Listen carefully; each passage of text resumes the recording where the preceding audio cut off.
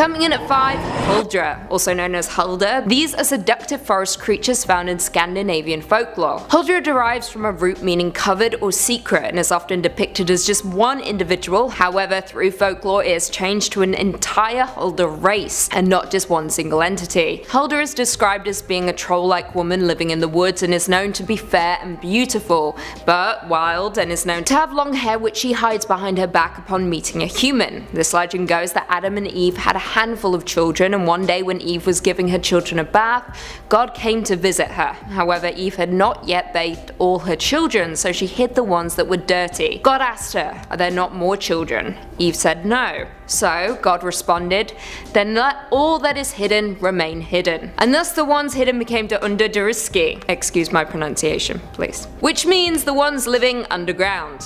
The hidden children became lost souls under the surface of the earth, calling for someone to be with them, usually human passerbys. Holdre was one of these children, yet somehow managed to remain on the surface of the earth. Be warned, she is neither good nor evil and cannot be trusted. Coming in at 4, Jotni, also known as Jotun or Jotnar. This legend is described as being a type of entity contrasted with gods and other figures such as dwarfs and elves. In Norse mythology, Jotni appears as a giant being, often ugly and lumpy, with many of them in possession of great knowledge.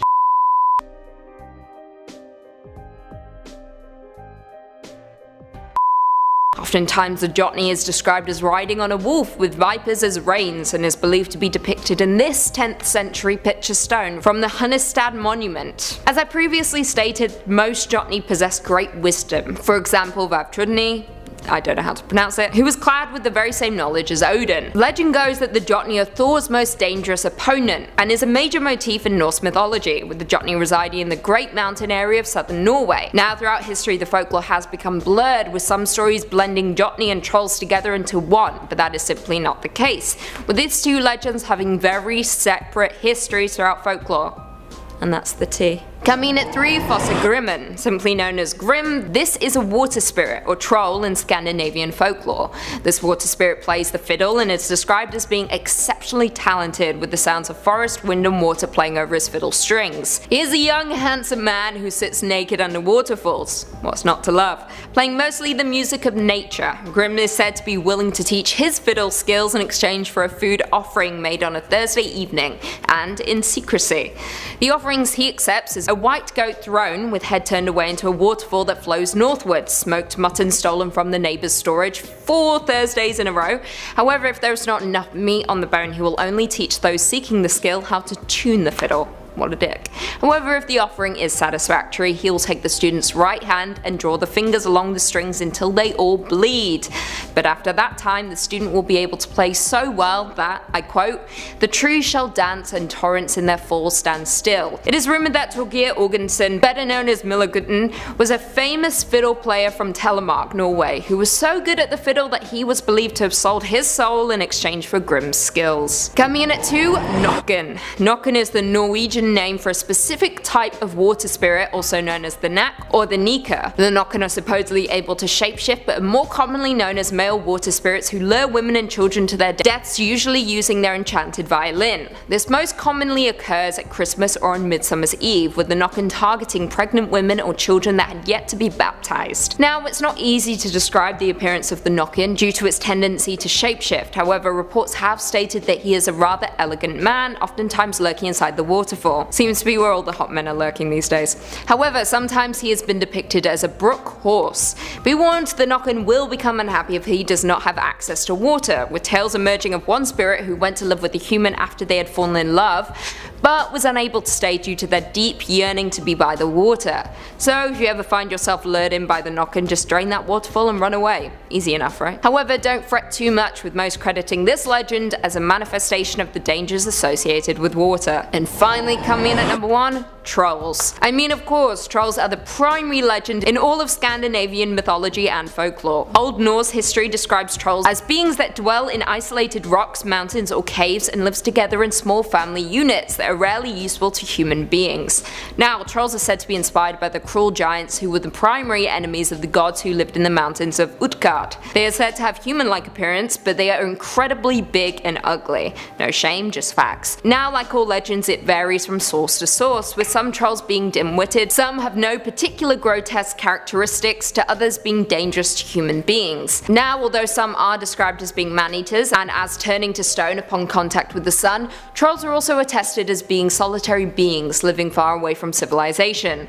Upon the arrival of Christianity around the 1300s, the stories began to change, with stories emerging of the trolls being able to smell the blood of a Christian man, with them basically representing anything of the old times, which the new religion condemned. Coming in at number 5, Baranov Castle. Now, I should begin by saying that Alaska doesn't have any actual castles, however it used to. It was the Baranov Castle and was home to many Russian governors in the 1800s. As of today, what remains is the hill the castle stood upon, and the gorgeous hill that spirits now reside on. Now, the castle has a history spanning far longer than Alaska has been a part of the USA, which I guess isn't that long to be fair. Even before the castle was abandoned, tales of a mysterious ghost of a lady in dark clothing had become a local legend. It was supposed that she was a Russian aristocrat who had committed suicide on her wedding night after marrying a man she did not love. Now she walks Castle Hill and sometimes the Russian bishop's house nearby. She is also said to be draped in diamonds and a long black veil. She is said to be out most often at the midnight hour, aren't they all? And you may catch a glimpse of her bemoaning her fate. The area is known as Castle Hill in Sitka, and the site remains a popular tourist attraction. However, that is mostly due to the supernatural elements surrounding the mound. Would you dare step foot on Castle Hill? I dare you. In at number 4, Christmas Town. There's quite literally a city in Alaska called North Pole, where it is Christmas all year round. Which is a dream come true, I want to live there. However, this quaint Christmas town has a notorious reputation. In 2006, the snowy little suburb of Fairbanks was hit with a horrific incident when a group of 6 middle school students were arrested for plotting a Columbine-style mass murder at their school. The 7th graders planned to knock out North Pole Middle School's power and telephone systems, then move systematically through the school, shooting and murdering the teachers, as well as students who picked on them. Absolutely horrible. Now, their plan would have moved forward if it weren't for an anonymous student who overheard their plans and reported them to the authorities. Thank God. It turned out that at least 6 students had knowledge of the plot too, but had failed to inform anyone about the potential killing spree. Seems now that Christmas Town has an awful legend surrounding it, with many movies based on the town depicting it as something rotten and dangerous, maybe even haunted. Coming in at number 3, the Alaska Triangle. The Alaska Triangle, oftentimes called Alaska's Bermuda Triangle,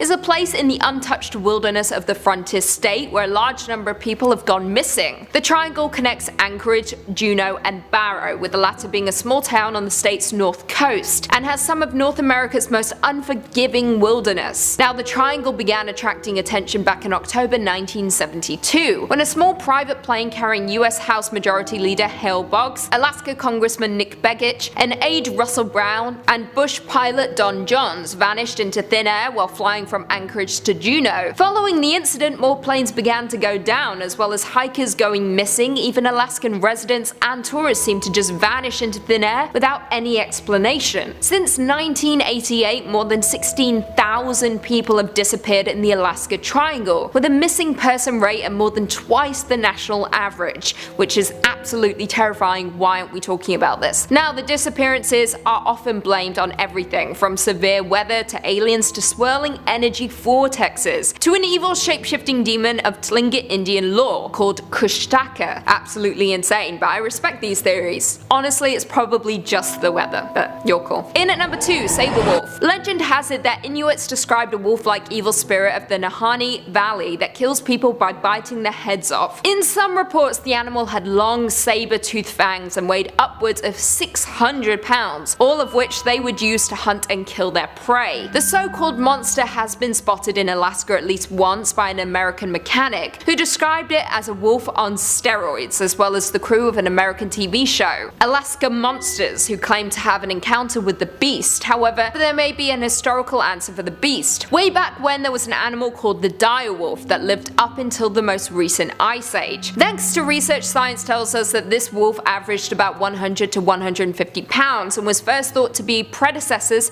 to dogs as well as the grey wolf. The dire wolf had bone-crushing jaws, however archaeological evidence suggests it was a scavenger as well as a hunter. However, whether they still exist today, no one has a definitive answer, so perhaps it is a dire wolf folks have been spotting, or maybe it is a saber wolf. What do you guys think though? Could just be a wolf. And finally, at number 1, the abandoned copper mine. This abandoned copper mining camp is a National Historic Landmark district that became a bustling mining camp filled with miners and their families. Now, in 1925, a geologist predicted that the area would soon be mined out, and he was correct, because by 1938 Kennecott was a ghost town, and as of today is a popular tourist attraction. Now, more interesting still, in the Kennecott mines, it was not gold that folks were digging for, but instead copper. After copper was discovered in 1900 in the area, a group of wealthy investors formed the Kennecott Copper Corporation to mine the incredibly rich copper before, of course, it was abandoned along with the railroad, which was eventually abandoned due to the cost of constantly changing its position across a nearby glacier, and the mining camp in turn became a ghost town, a very haunted ghost town at that. According to reports, the spectral phenomena in the area, which included tombstones appearing and then vanishing along hiking trails, sounds of crying children, and poltergeist activity, was enough to drive away state government workers who were trying to redevelop the area into government housing projects during the 1990s. Yikes. If you want to venture into the supernatural realm, you can, with the abandoned mine offering tours for those brave souls. Coming in at number 5, we've got the Magalin Monster. If you've ever taken a drive up the 87, you might have come across a set of very colorful, very large footprints tracked across the highway. While these particular prints were put there by people, they are in homage to the Magalin Monster, aka Arizona's answer to Bigfoot. This big beastie lives along the Magalin Rim and has been seen from Prescott all the way to Clifton. Sightings of the monster date back to early as 1903, with plenty of reports of video, tracks, and hair samples appearing since. People claim that the Magalin Monster is a bipedal humanoid, towering over most at 7 feet tall, leaving behind 22-inch footprints.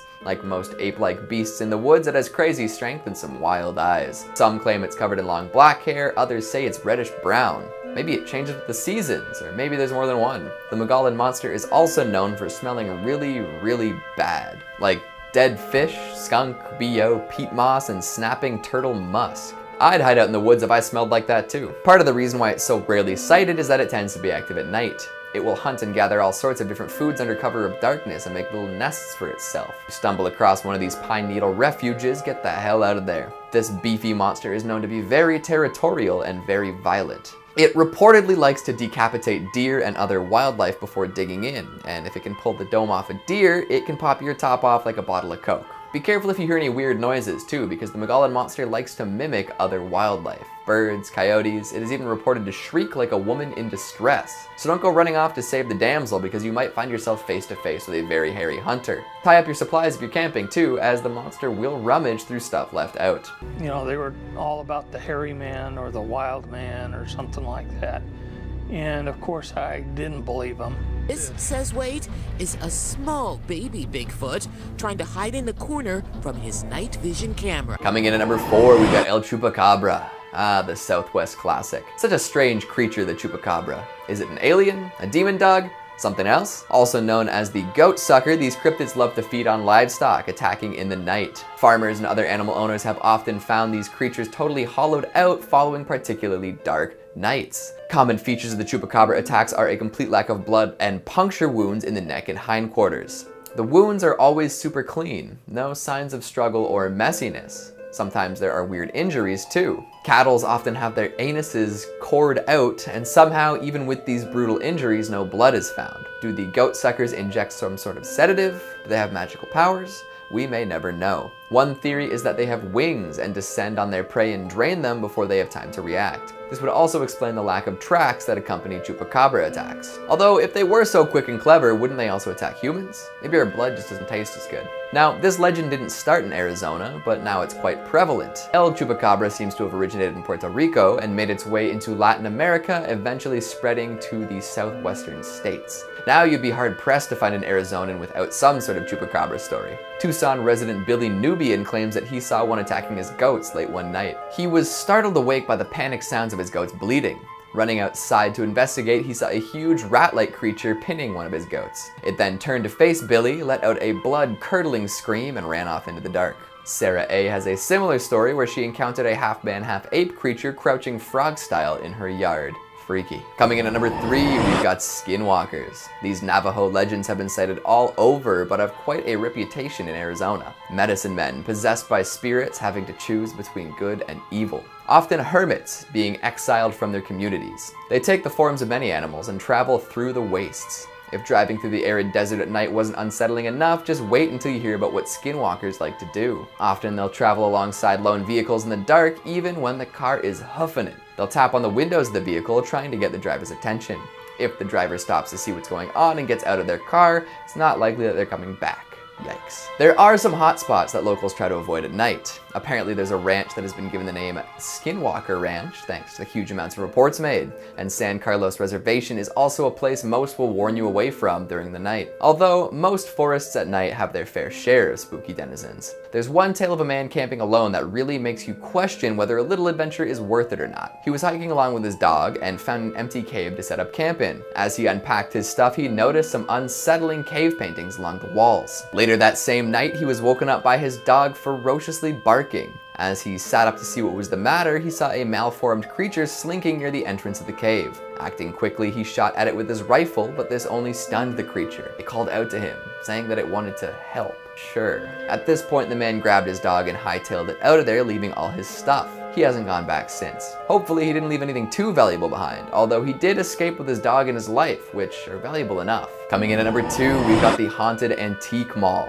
Back to Tucson for more terror and troubles, there's an old 2-story furniture store that was converted into an antique mall of sorts. You know the kind, set up like a flea market with all sorts of independent booths selling their wares. Well, one day customers were walking around upstairs looking at the assorted antiques, and they heard some clicking noises. One particularly curious antiquer decided to investigate and found the source. An old typewriter. The thing is, no one was around to operate it. The customers who had heard the typing were the only people upstairs. After that, more and more ghostly tales appeared. Furniture that was left neat and tidy at closing would be strewn throughout the aisles the next morning. Radios would increase in volume with no one around. Employees found themselves frozen in place from time to time, experiencing a distortion of time. They would be stuck there as customers passed by in fast or slow motion. Apparitions would appear all over, sometimes appearing as a grinning boy, other times as a mischievous-looking teenager. Nobody knows who these wraiths belong to. After hearing loud crashing noises upstairs but finding nothing displaced, the owners decided it was time to close down the upper level. Now, considering that all sorts of people were bringing in antiques from different sources, it is possible that all these ghosts came from haunted objects. Or it could be that the furniture store itself is haunted. Nobody's come up with concrete proof of the hauntings, but if you ever find yourself antiquing in Tucson, watch out for paranormal activity. And finally, at number 1, the ghosts of Slaughterhouse Canyon. I mean, the name of this canyon should be enough to give me to its bad news. Let me say it again. Slaughterhouse Canyon. Come on. The tale that accompanies the terrifying name comes from the gold rush back in the 1800s. A young family moved out to try their hand at striking it rich. However, this plan did not go very well. Soon they were hungry and destitute. The father would often head out for days, searching for food to sustain him and his family. Tragically, one day he never returned. Without the father to keep them fed, the family slowly starved. As their bodies wasted away, so too did their minds. Eventually, the mother couldn't take it anymore. Her children's cries were too much for her to bear. She donned her wedding dress and ritualistically killed her children. Carrying the corpses down to the nearby river, she wept and screamed. After she dropped their bodies into the water, she wandered around until succumbing to starvation soon after. This sad story forever marred the reputation of Slaughterhouse Canyon. Now, if you visit at night, you might be able to hear the pained cries of the murderous Mad Mother. Tragic and terrifying. In at 5, the Lady in Red in Lower Bay Station. Now, a Lady in Red is a popular theme in many legends and ghost stories, with few popping up across America and Canada. However, this one comes from Toronto, specifically below Bay Station, where another subway station lies, Lower Bay Station. The Toronto Transit Commission reportedly opened the station in 1966 while experimenting with routes, but soon realized that if the route was to become delayed, it would slow down the entire subway system. Therefore, it was shut down just 6 months later. The city later went on to build Bay Station on top of it, connecting the two platforms with a red door that is only accessible to employees. Workers and occasional movie productions still use the old station, however, and it is here that folks have claimed to have seen the Lady in Red wandering the abandoned tracks. People have reported that she has no legs and had only black holes for eyes. Her apparition only lingers for 30 seconds before disappearing. Some believe it to be a woman that was pushed onto the tracks, but no records of any such incident exist. Others think it's more likely she was a former resident of Potter's Field, a cemetery for social outcasts and the poor, which the city attempted to relocate in 1855 to build the station. Coming in at 4, the legend of Gibraltar Point Lighthouse. The Gibraltar Point Lighthouse is located on the Toronto Islands in Toronto. Beginning in 1808, it is the oldest existing lighthouse on the Great Lakes and one of Toronto's oldest buildings. Now, due to its age, this lighthouse is of course shrouded in mystery, specifically regarding its first keeper, J.P. Radamula. According to the legend, soldiers from Fort York visited J.P. on the evening of January 2nd, 1815 in search of his bootlegged beer, but they had too much to drink and a dispute broke out, culminating in the keeper's murder. The inebriated soldiers tried to conceal their crime by chopping apart the corpse and hiding the remains. In 1893, then keeper George Dernan searched for the corpse and found part of a jawbone and coffin fragments near the lighthouse, though it was never definitively proven that they were linked to JP. As one of the oldest legends in Toronto, the truth behind the lighthouse keeper's death and disappearance remains a mystery even to this day, and the legend certainly lives on. Coming in at 3, UFO Encounter in Manitoba. All the way back in 1967, Stefan McCallick ventured into the woods around Falcon Lake near Winnipeg, Manitoba, in search of silver and quartz, when he was startled by a gaggle of geese that erupted into a clattering of honks. According to his own report, he then noticed 2 cigar-shaped crafts hovering in the air before one flew away. However, the other one landed. Stefan stated that he waited half an hour before approaching. He heard mechanical noises, smelled sulfur, and felt warm air as he gradually got closer. As he did, he noticed an open door panel, and coming from within were colored lights and muffled voices that sounded like humming. Then, out of nowhere, the door panel closed, and a blast of gas from the craft knocked Stefan back and off his feet, with his clothes being set ablaze. He managed to take them off and ran into town when he began to feel extremely sick. Doctors quickly discovered that his sickness was caused by radiation, and officials who checked the site also discovered radioactive soil samples and metal melted into the rocks. Now, since then, the son of Stefan has written a book about the ongoing mystery. Stan McCallick, the son of Stefan, has previously stated that he very clearly remembers the day his dad came home sick and injured after something happened to him in the Falcon Lake woods. I quote, "I recalled seeing him in bed. He didn't look good at all. He looked pale, haggard. When I walked into the bedroom, there was a huge stink in the air, like a real horrible aroma of sulfur and burnt motor. It was all around and it was coming out of his pores. It was bad." The book was launched back in 2017 in conjunction with the 50th anniversary of the incident. In at 2, Headless Ghosts in Old Montreal. The historic neighborhood of Old Montreal in Quebec is known to be one of the most haunted places in all of Canada.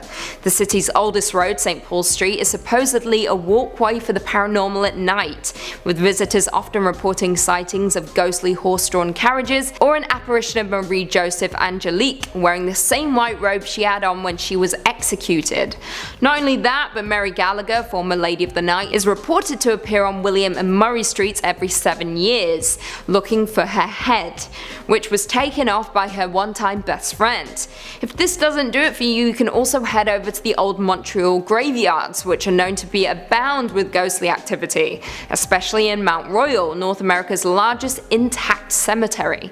Visitors have claimed to see apparitions wandering around the plots at night, as well as hear giggling, creaking, and other eerie noises coming from within the cemetery. More interesting still, some of the ghosts that people have reported seeing include several people who perished on the Titanic, and an often seen Algonquin man who looks over the cliff to the city below. And finally, coming in at number 1, the Cave Monster.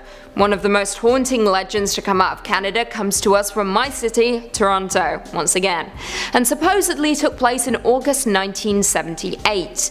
It was during this time that a 51-year-old man named Ernest went looking for his missing kitten in a Parliament Street tunnel after crawling into an opening near his apartment building. This is where he described seeing a monster that had grey fur, red eyes, and weighing approximately 30 pounds. Now if you're not from Toronto, we have a sprawling path system, 28 kilometers of climate controlled underground walkways and shopping. However, what if I told you this wasn't the only underground city we have? Well, as reported by the Toronto Sun in March 1979, about 10 feet into the tunnel that Ernest explored, he spotted a thin, human-like figure some 3 feet tall, with, as previously mentioned, grey fur and slanted orange-red eyes. The creature supposedly hissed at him, stating, get out," before fleeing down a side tunnel. Now, it is possible that Ernest was hallucinating or even lying, although saying that, the way the article was written seems to suggest that Laurie Goldstein, the reporter, believed him. Unfortunately, we'll likely never know what actually happened. When the story broke, the entrance to the tunnel had effectively been blocked off by collapsing concrete. Goldstein no longer remembers where the opening was, making the location virtually impossible to find. However, not long ago someone online spoke of the underground tunnel that may have brought new light to the mystery. I quote, "There is a small opening to the underground tunnels off Parliament Street in downtown Toronto. The entrance is between 2 apartment buildings and leads to the tunnels via the sewers. The underground city beneath Toronto has its centre beneath Gerrard Street and Church Street. Above this area, strange magnetic effects have been observed. It is believed that underground equipment utilising powerful magnetic fields are responsible for the bizarre equipment failures that often are the cause of these accidents." Well, now we know the tunnels are real, do you believe the monster is? You decide. In at number 5 we have Space Mountain. There are a surprising amount of urban legends surrounding this ride at Disney World, which is odd. It is just a ride after all, right? Nothing strange about it. According to legend, one rider was decapitated while on Space Mountain because he supposedly stood up while riding.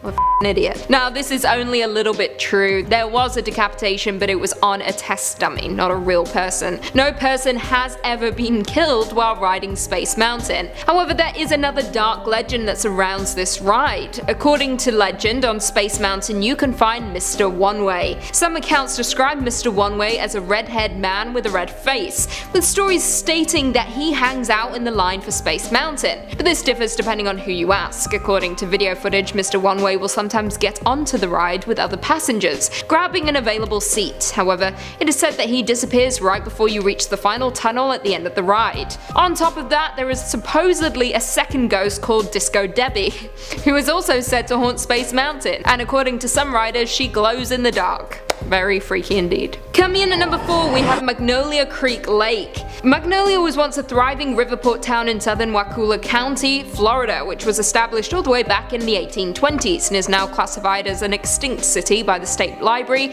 and Archives of Florida. All that remains of the city is a cemetery, with the last known burial being back in 1859. Magnolia Creek Lane is a narrow road fit for one car at a time south of Montverde on the west side of Lake Apopka. According to legend, the road and surrounding lake is haunted by around 200 passengers who were killed in a train wreck. However, many have attempted to find evidence of this, but none has ever been found, yet the legend continues. Now, while the road appears to be built on an old train track, the only documented railroad ran slightly north of the location. Now, this road is supposedly where all kinds of horrible things happened back in the 1890s, and according to some locals, at the creek that runs to Lake Apopka, you can hear the loud screams in the woods. However, when you get closer, they move farther away. The screams are said to be that of the train crew that died. However, skeptics believe this is actually sound that is being reflected from another place. According to a local, Michelle, she said, I quote, "My cousin went to Montverde Academy and heard about this road that runs off 455 that used to be a railroad bed. And they say that if you go down there at night, you can hear ghostly sounds and see eerie shadows of people walking on the road. I don't know for sure about this because I never went there, so it is just what I heard." Coming in at number 3, I-4 Dead Zone.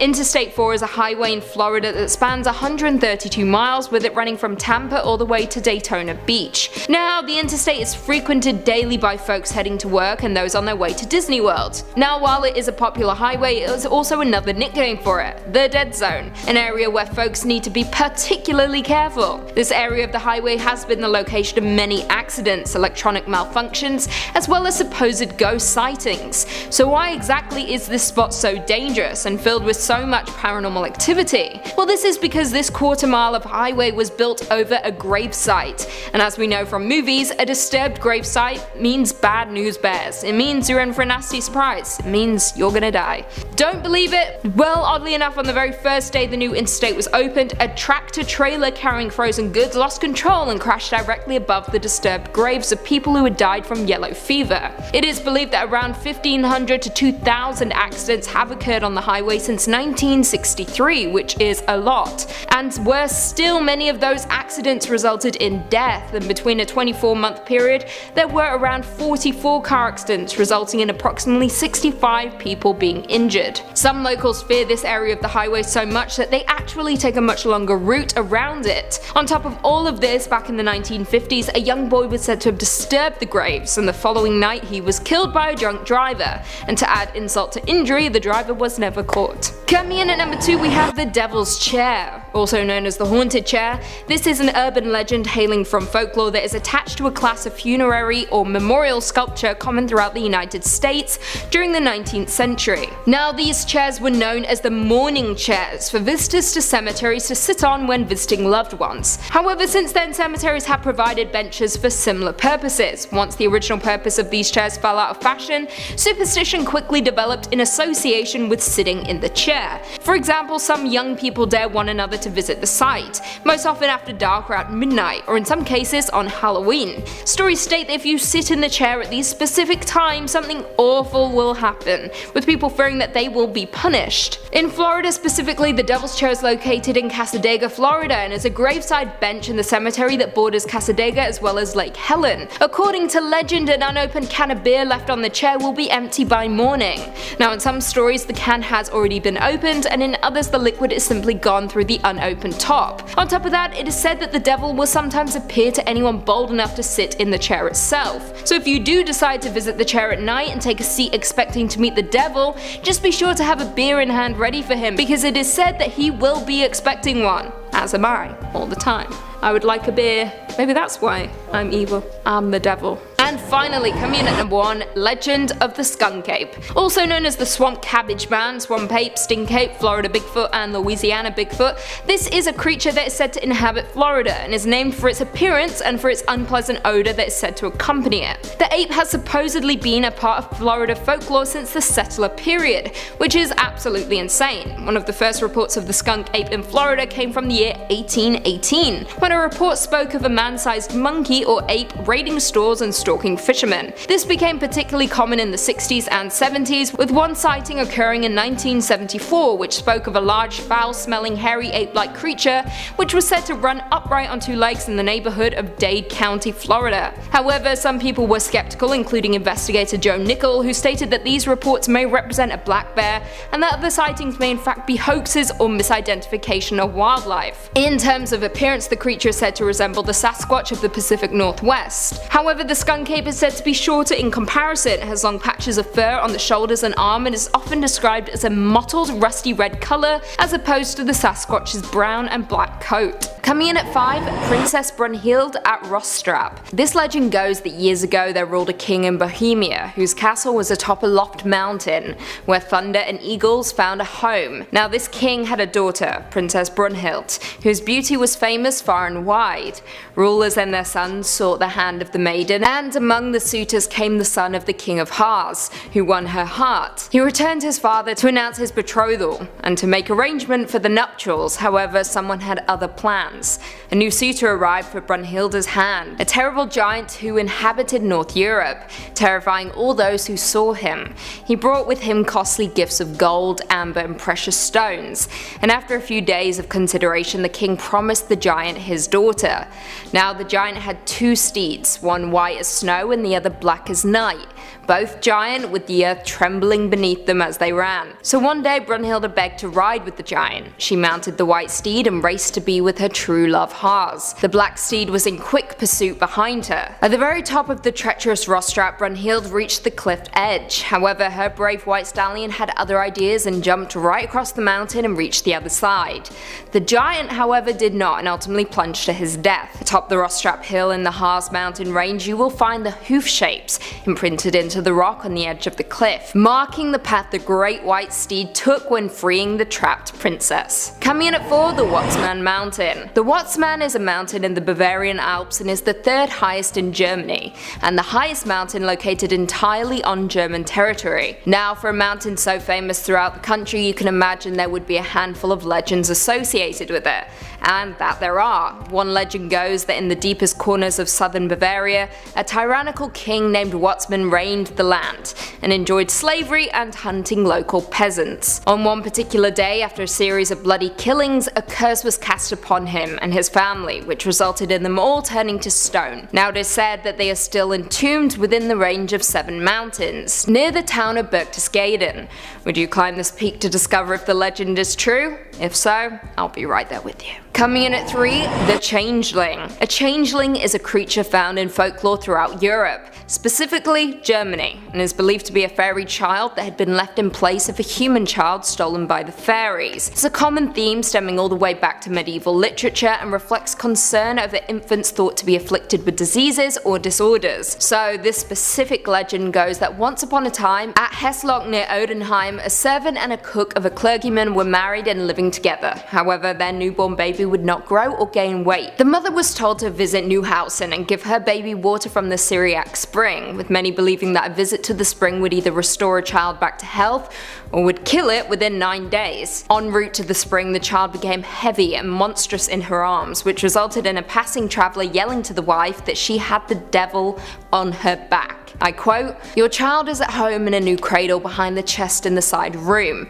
Throw this monster into the brook." The mother cried but did as she was told. She threw the creature into the brook and a great howl bellowed from beneath the bridge. She fled home where she found her baby, healthy and laughing in its brand new cradle. Coming in at 2, the Childrens Crusade. According to history, the Childrens Crusade was a failed crusade by European Christians to regain the Holy Land from the Muslims, said to have taken place in 1212. Now the story has become blurred over the years from factual to more mythical, with some versions including the visions by a French boy and a German boy, an intention to peacefully convert Muslims in the Holy Land to Christianity, with bands of children marching to Italy, and some being sold into slavery. Yeah, it's rough. In this specific German legend though, the story tells of a misguided German boy who was visited by Jesus, who told him to go forth and convert Muslims. So following the orders of Christ, he gathered a sizable group, mostly children, and led them towards the Mediterranean, where they took boats east. Now during their journey, one boat crashed, killing everyone on board. The others, however, arrived in Tunisia, where the children were sold into slavery, and in turn, none of them made it to their destination. Sad. I would have rather been on the boat. And finally, coming in at number 1, the Werewolf of Morbach. This legend goes that the Rhineland town of Wittlich is the last place in Germany where a werewolf had been killed. Thomas Johannes Baptist Schweister, what a name that is, was a supposed deserter from Napoleon's army and fled to his homeland in France. While passing through Wittlich, him and his hungry soldiers who fled with him located a farmhouse which they pillaged. However, in the process they were discovered by a farmer who they promptly killed along with his sons. The farmer's wife witnessed the deed and cursed Thomas, screaming, "From now on at each full moon you will change into a rabid wolf." So what did Thomas do? He crushed her skull, of course. Anyway, as time went on, the curse began to take effect and Thomas's personality changed. He began to rob, rape and pillage until he eventually fled to the sanctuary of the deep forest, where he took on his wolf form. He began to slaughter livestock and animals in his new form before a group of villagers discovered him, killed him near the village of Morbach, and buried him. They lit a candle that would burn continually. As long as the candle is lit, the werewolf could never return. In at 5, the Witch Girl of Pilot's Knob. Now this legend comes to us from Marion, Kentucky, where a young girl is said to be buried in a concrete grave. Back in 1916, a woman named Mary Louise Ford and her 5-year-old daughter Mary Ellen Ford were living in Pilot's Knob. The mother and daughter were accused of being witches, and instead of waiting for the trial, the frightened villagers dragged the mother and daughter out of the house and burned them alive at the stake. Classic witch business. They then buried the mother's body in a different location, and to avoid the young girl coming back from the dead and seeking revenge, the fearful villagers made sure to take precautions. They buried the daughter in Pilot's Knob in a steel reinforced coffin, and then after lowering it into the grave, they filled it with concrete. Following that, they put gravel on top and built a metal fence all around the gravesite. Yeah, they were pretty damn scared. According to legend, the young girl's ghost paces back and forth behind the fence, searching for her mother who was buried somewhere else. Yet she cannot escape the confines of the fence. Many locals have even reported seeing tiny child's footprints in the gravel over her grave, and some believe that if you visit the girl's grave alone and get too close, her hands will come up and grab a hold of you and drag you down into the concrete. Folks who have reported to see her go say that she wears a white dress that is scorched at the bottom and her long blonde hair smolders at the ends. In at 4, the Hanging Man of Allendale Train Tunnel. The Allendale Train Tunnel is located south of Cincinnati in the woods behind the Allendale Trailer Park in Ellesmere, Kentucky. Now, legend goes that some years ago a man hung himself from a hook that is set above the tunnel entrance. The man's ghost is said to walk the tunnel or even appear hanging from the hook.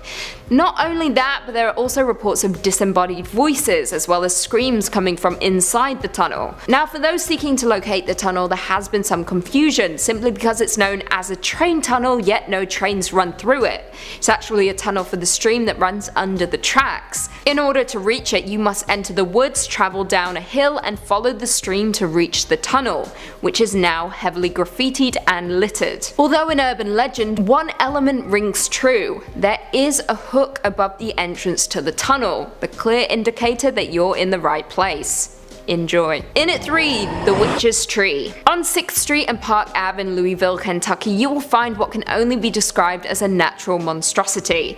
A knotted tree, so misshapen and tortured that it could easily serve as a portal to hell. Now, even if the tree itself didn't catch your attention, the trinkets, baubles and bead necklaces hanging from the branches certainly would. They are items that have been placed by the Louisville locals to appease the vengeful witches. Now, the legend of the bizarre tree begins in the late 19th century, where it was supposedly the gathering place for a coven of witches, where they would perform their ceremonies. All was well until a city planning committee decided to remove the tree ahead of the annual May Day celebration. This, of course, displeased the witches greatly, so much so that they cast a curse. Exactly 11 months to the day after the tree was cut down, the city suffered a storm so severe it was assumed by locals that the witches had made good on their curse and summoned a storm demon. Now, during this horrendous storm, lightning struck the stump of the old witch's tree, and suddenly a new tree began to grow. However, it was not a healthy tree, but rather twisted and otherworldly. Now, whether these stories are true or not, the locals of Louisville believe this tree houses something dark and sinister, and to this day continue to adorn it with baubles and trinkets. In at 2, the Headless Woman of Iroquois Park. Iroquois Park is a 739-acre park in Louisville, Kentucky, designed by Frederick Law Cherokee and Shawnee Parks. It is a serene and picturesque park with an old-growth forest and viewpoint atop the hill. However, as you wander through the forest and the winding trails on a warm night, you may begin to hear the sound of a dog barking wildly. Following that, a thick fog will roll in, partially obstructing your vision. Then, you will smell the stench of smoke and fire begin to rise in the air. The fog will break, but just for a moment, and then you'll see a figure begin to approach. Now, accounts vary, but some state that a woman will appear dressed in early 1800 settlement clothes, and as she walks through the park, you can see her very clearly holding her head in her hands as blood drips from her severed neck. The legend has been passed down from generation to generation, with each new storyteller making it much more gruesome. For those looking for a thrill, it is said that the Headless Woman is regularly seen close to the lookout point, with some suspecting that she is the ghost of a farmer's wife who settled with her husband in the area where the park is now located. The story goes that one night while her husband was downtown on business, an Indian tribe attempted to sneak up on the homestead and ransack it. The intruders grabbed the woman and beheaded her before promptly setting fire to the home. Now, whether you believe this is that very same woman is up to you, but regardless, there have been far too many accounts of parkgoers seeing the Headless Woman for it to be simply legend. And finally, coming in at number 1, the Pope Lick Monster. The Popelik monster is said to be a part man, part goat, and part sheep creature reported to live beneath a railroad trestle bridge over Popelik Creek in the Fisherville neighborhood of Louisville, Kentucky. Now, numerous urban legends exist about the creature and its origins, with some accounts claiming that the creature uses hypnosis or voice mimicry to lure trespassers onto the trestle in order to kill them. However, other accounts claim that the creature jumps down from the trestle onto the roofs of cars passing beneath it. No matter what the story, the creature is so unsettling to those who see it that they are driven to leap off of the trestle. Its origins vary, but some reports state that the human-goat hybrid was a circus freak who vowed revenge after being mistreated. In another version, the monster escaped from a train that was derailed on the trestle. And the final rumor is that the creature is really the twisted reincarnated form of a farmer who sacrificed goats in exchange for satanic powers. No matter which way you spin it, this creature is horrifying and is said to be behind a number of deaths and accidents at the trestle since its initial construction, despite the now looming 8-foot fence built to keep thrill seekers out. Coming in at 5, Arkansas, the Dog Boy. Now, the name may sound ridiculous, yes, but the story is truly chilling. If you find yourself at 65 Mulberry Street in the middle of a small Arkansas town of Quintman, you may very well encounter the hulking outline of a 300-pound, half-man, half-beast with glowing animal eyes. This is the Dog Boy. If you see him, walk quickly, as he is rumored to chase people down the street, biting at their heels, just like a dog. Now, this legend is rare, because the story behind the story may just be even creepier than the legend itself. Gerald Bettis, the only son of the Bettis family of 65 Mulberry, was reportedly a problem child, but not a cute one. No, this kid collected and tortured animals before turning his sociopathic focus to his parents, supposedly imprisoning them in their home and murdering his father. Bettis was eventually imprisoned for growing marijuana on his back porch and would later die in a state penitentiary in 1988 of a drug overdose. Spooky stuff. Coming in at 4, Colorado, Riverdale Road. Riverdale Road near Thornton, Colorado is crammed with horrifying legends to bring even the bravest paranormal investigator to their knees. Riverdale Road is notorious for having some of the most chilling and endless ghost stories, beginning with the fact that it is literally referred to as the gates to hell. Yeah, now the gates themselves are simply made of rusty iron, yet people travel from far and wide to visit them. This is because the man who built the gates lost his mind once they were finished. He then burned his entire mansion with his family asleep inside. Worse still, he was never caught or put on trial. As of now, people report that a lady in white walks the road close by the gates, with many assuming she is the man's wife, wandering, searching for her murdered children or even her husband. Another ghostly story goes that there are accidents that specifically happen to joggers all the time. Once upon a time, a jogger decided to take a jog along Riverdale Road and ultimately got hit. They sadly passed away, and rumor has it their spirit now haunts the road. People who walk the road are said to have heard a loud heartbeat and footsteps. If you drive by, you might also feel something hitting your car when there's literally nothing there. Now, there are so many more stories, but we'll end with the Native American shapeshifters. Now, what makes Riverdale Road interesting isn't just the road itself, but because the area of land that it cuts through is also rumored to be haunted. For hundreds of years, there have been countless stories about Native American shapeshifters roaming the land, with many passers-by spotting them on the road. According to reports, they take on different shapes and communicate with people in their own ways. They're also known to play tricks on anyone who walks down Riverdale Road, so be warned. Coming in at 3, New Jersey, The Watcher. Now, this legend could honestly be the script for a horror movie. Let me break it down for you. A family begin receiving ominous notes just days after they close on their dream home. Yeah, spooky, right? Well, this story took off back in 2015 after a young family moved into a $1 million house in Westfield, New Jersey. However, they began to get letters signed by someone only IDing themselves as the Watcher, who claimed it was their duty to watch over the house, while also spouting weird lines such as, I quote, "Do need to fill the house with the young blood I requested," and "Who has the bedrooms facing the street?" Yeah, creepy. The writer also noted the make of the couple's car and the comings and goings of construction crews. He also observed that the couple had 3 young children, stating, I quote, "Was your old house too small for the growing family, or was it greed to bring me your children? Once I know their names, I will call to them and draw them to me." Now, no one quite knows the truth behind the legend, whether it was a prank or a spooky neighbour, but what we do know is that the watcher was never caught, and still remains watching the house in Westfield, New Jersey. Coming in at number 2, California Turnbull Canyon. Turnbull Canyon is a 4-mile loop trail located near Whittier, California, and is part of Puente Hills Preserve. It lies in the northern central part of the preserve and is an east-west canyon with relatively steep drainage. Now natives call Turnbull Canyon Hatunga, or the place of the devil, and is supposedly where the ghosts of those slain for not converting to Christianity dwell alongside witches and Satanists who reportedly used the place to sacrifice children, whose spirits now walk along the canyon. According to other reports, Turnbull Canyon also houses the ghosts of 21 children who perished in a plane crash back in 1952. However, there are no existing records of the incident, so this may be local legend. However, what we do know is real is that in the canyon lies the remains of an old insane asylum that supposedly came back to life to kill a teen in the 1960s via long dormant electrical wire. Not only that, but there are cults, alien encounters, and gravity hills. The list goes on and on. Basically, if something unnerves you, there is probably a story about it going down at Turnbull Canyon. Now, its origin is pretty simple. Turnbull's evil dates back centuries. However, it wasn't until the site was established as a fur trapping site in 1845 that things started to get a little odd, and very quickly word of the canyon's evil terror spread far and wide, making it one of the world's most visited places.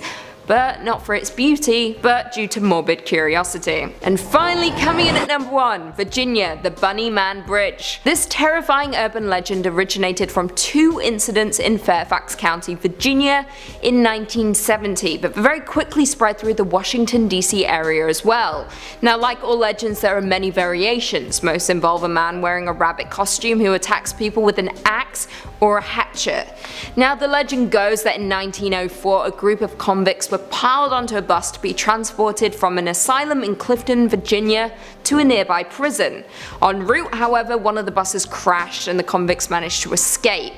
Thankfully though, the police were able to round up all of them, all but one. As their search went on, they began to find skinned, half-eaten bunnies in the woods and hanging from the overpass of Fairfax Bridge, now known as the Bunny Man Bridge.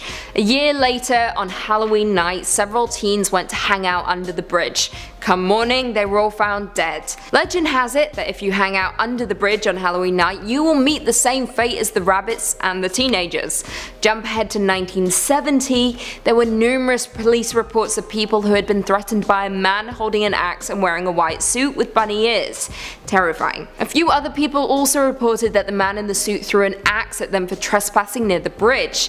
To this day, there have been numerous reportings of the man with the axe, as well as the dead rabbits in the woods surrounding Fairfax Bridge, which is now known, once again, as the Bunny Man Bridge.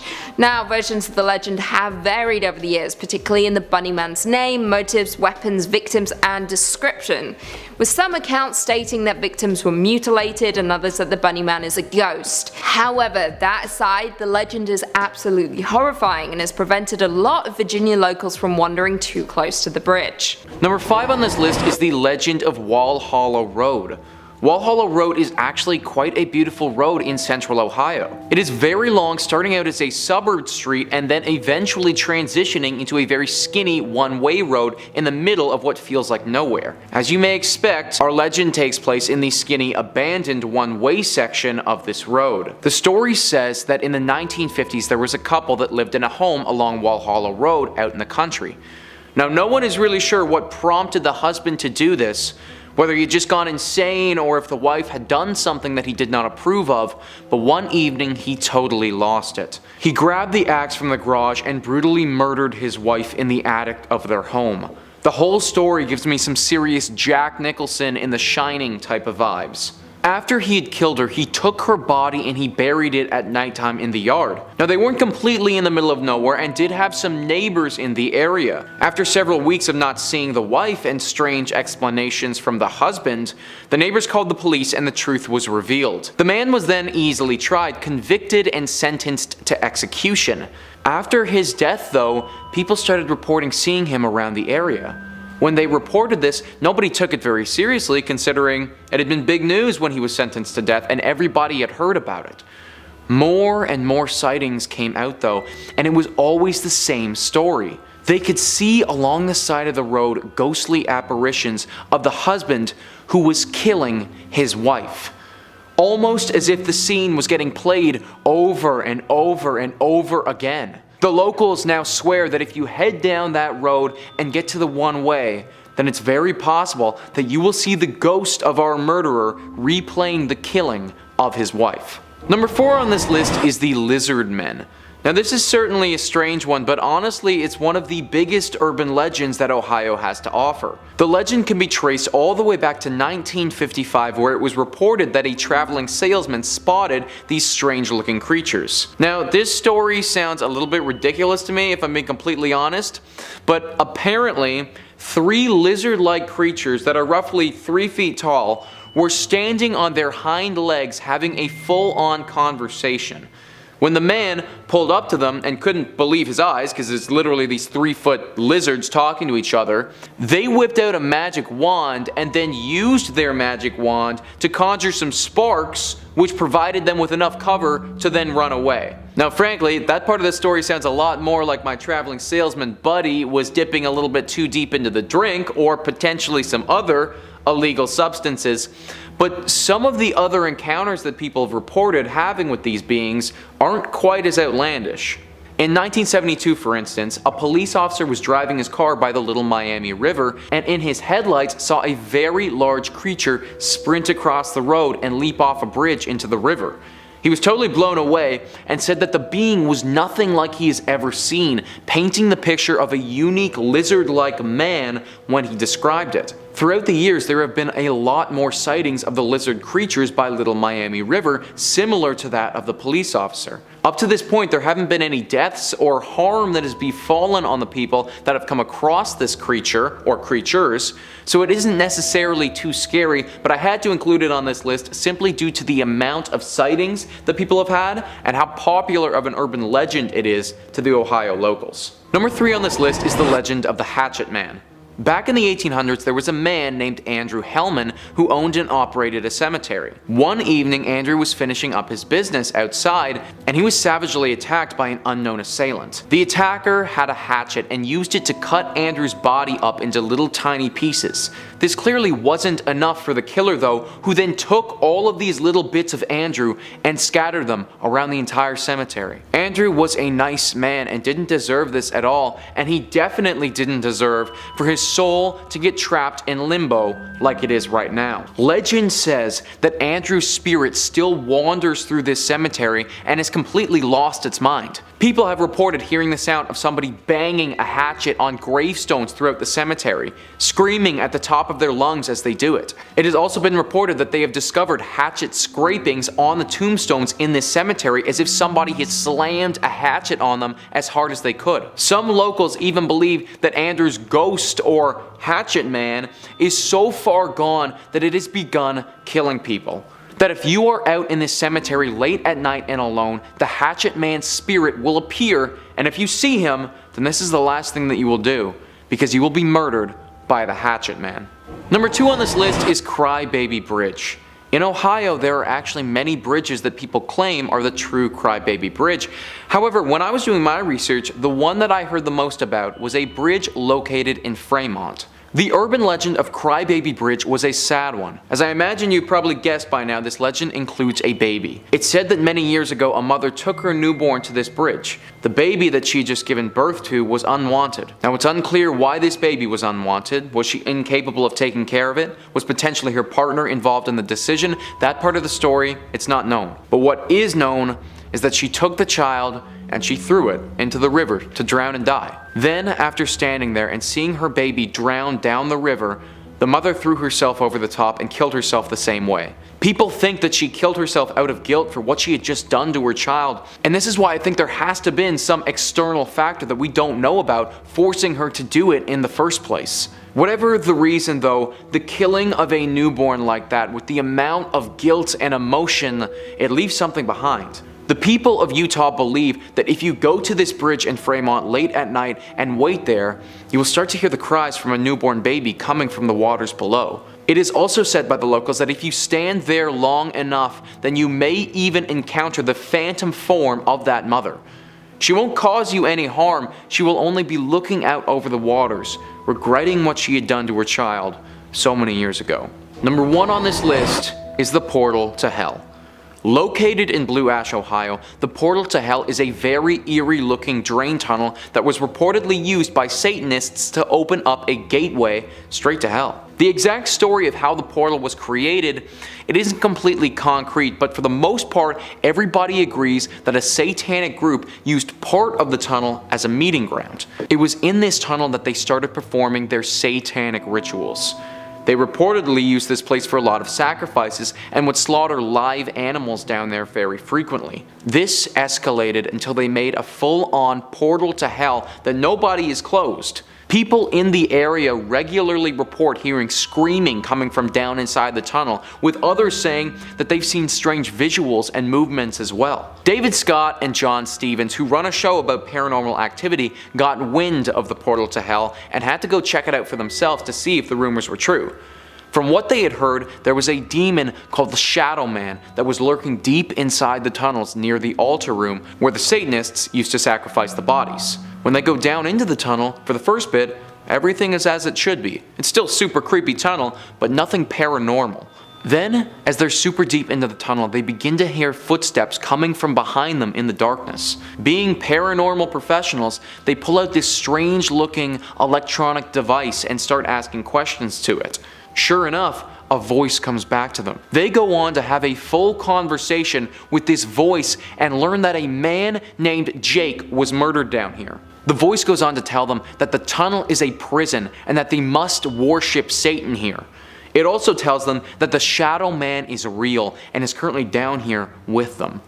The conversation finishes with the voice basically claiming that it wants to leave this horrible place and that it is trapped down here. I'm not sure how real their interaction was with this voice, but with the history that this tunnel has had and the amount of people who have had reported sightings of beings and other odd, unexplained things, something is definitely not right about that tunnel, or the portal to hell in Blue Ash, Ohio. Number 5 on this list is the Falling Boy.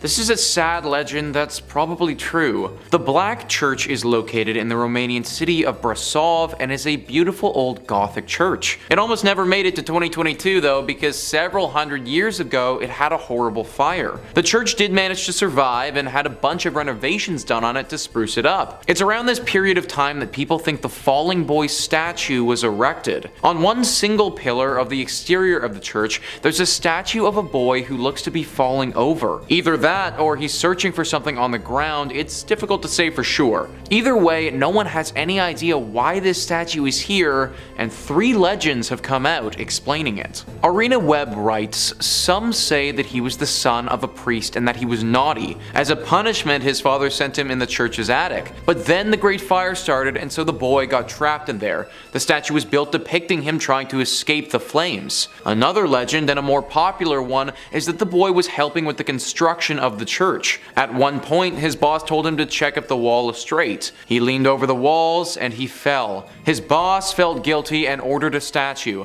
Others, though, say it was murder. They say that this boy was so good working at the construction of the church that a fellow worker got envious. He sent the boy to check the walls and he pushed him. The boy died, but the man couldn't live with the guilt, so he confessed shortly after. The other builders decided to make the statue in the boy's memory. So those are the 3 legends about the boy, and sadly all of them result in the boy's death. Now it's thought that his spirit still lingers here at this church, and if you're lucky, you may even be able to spot him. Comment down below what you guys think about this legend and which of the 3 stories you believe the most. Curious to know what you guys got. Number 4 on this list is the Pied Piper. You've most likely heard the name and probably the story of the Pied Piper before. If you haven't, then let me read off a great passage from Andre Diamond describing the tale. The Pied Piper legend originated in Hamelin, Germany during the Middle Ages. As the story goes, the town was struggling with a rat infestation problem and was desperate for relief. A mysterious man in pied clothing approached the mayor and promised he could rid the city of its problem in return for payment of 1,000 guilders.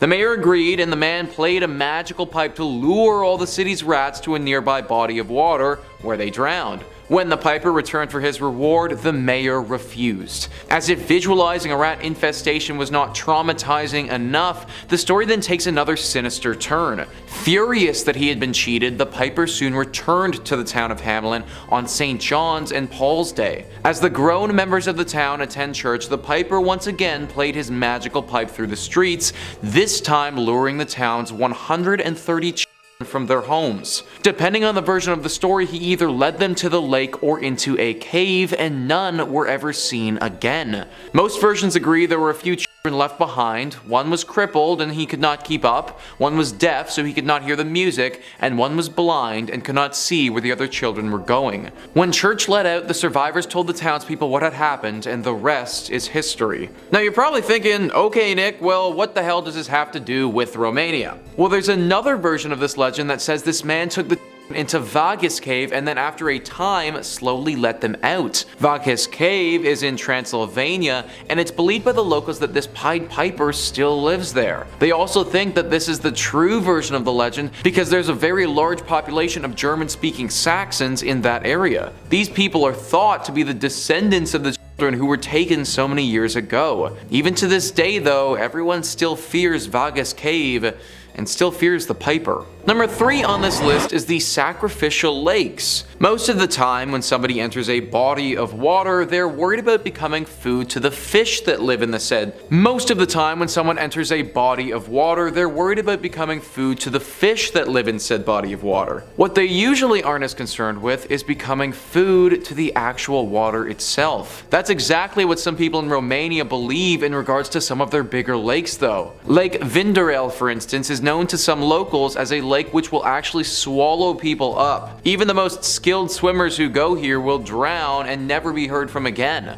Most of the time these bodies are never found, but there's a legend that says a piece of bloody flesh floats on top of the water at all times. Lake Vinderel is one of the most famous, but it isn't the only lake in Romania that has some dark lore around it. One lake literally swallowed up an entire town when a slope collapsed and forced the homes along with a church inside the water. People around that area often hear the ringing of church bells as they pass by the lake, thinking that the spirits of those who died in this tragedy still haunt the area. Because of all this death in these Romanian lakes, it's now believed that sacrifices must be made to keep the water at bay. Yep, that's right guys, what better way to stop people from dying in the lakes than to have people specifically die from the lakes? That's the train of thought, and it's most prevalent in the Maramureș region of Romania amongst the elderly folk who live there. They think that the only way to calm the dark spirits who clearly inhabit these waters is to occasionally offer a human sacrifice. Now I'm gonna be honest, I wasn't able to find exact details on who has been sacrificed or when,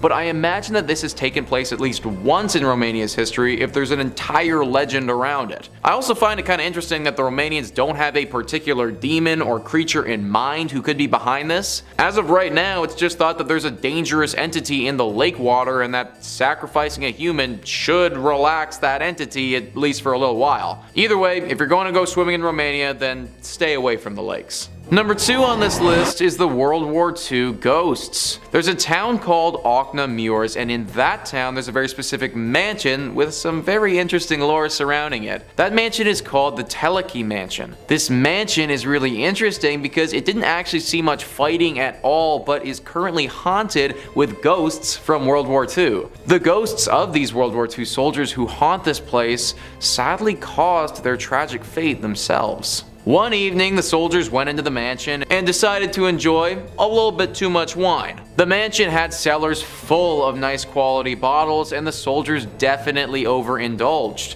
In fact, they got so hammered that they decided to start firing off their guns in the basement before passing out. They passed out in the cellar, and it's said that from the guns that they shot off, the wine started filling up the room. They were far too gone to notice and actually drowned in said wine. Now these soldiers haunt the mansion and locals see them regularly. In fact, some blurry photos were taken back in 2011 of these ghosts in the place. Dying is obviously worst case scenario and never what anyone wants, but I guess the one thing that you can say for these guys is that they probably died at least happy. Number 1 on this list is the Nymphs of Sioclavina Cave. Deep in the mountains of Transylvania, through a long road of rivers and beautiful scenery, sits a forgotten cave called the Sioclavina Cave. This cave is full of crazy stuff from the past and has been a really important find for archaeologists studying Romanian history. Tombs, treasures, skeletal remains, and most important, potential evidence of nymphs are all found in this mysterious cavern.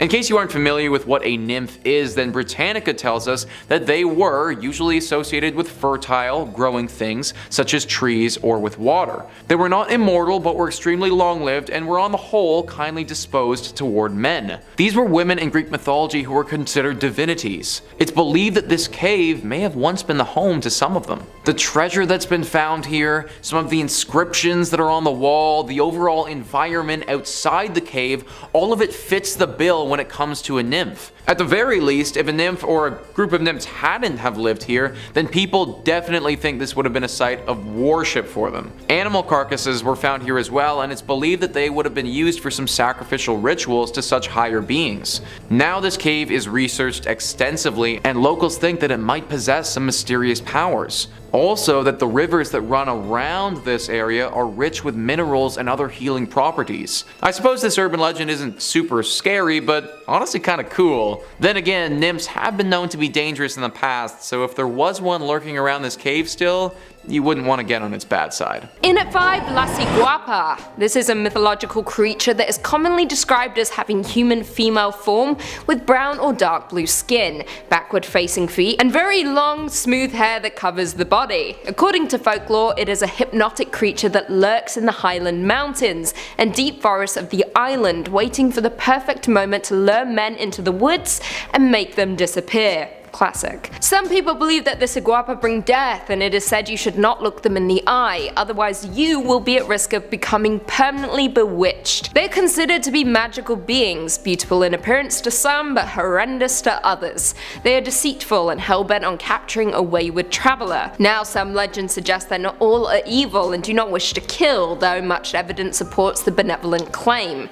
Law states that the only way to truly capture a Ciguapa is by tracking them at night during a full moon, with a black and white polydactylic dog. The Ciguapa also has a similar one-legged version from Colombia called La Patasolo, who shapeshifts into a skull horse head. Lovely. In at 4, El Sombreron. El Sombreron is a famous legend told in books and film, and is also a boogeyman figure throughout Spanish culture. The figure is known by other names like Cipitio, the Goblin, and Sizimite. However, his characteristics are always the same: a short man with a black dress, a thick belt, a large black hat, and boots that make a lot of noise when he walks.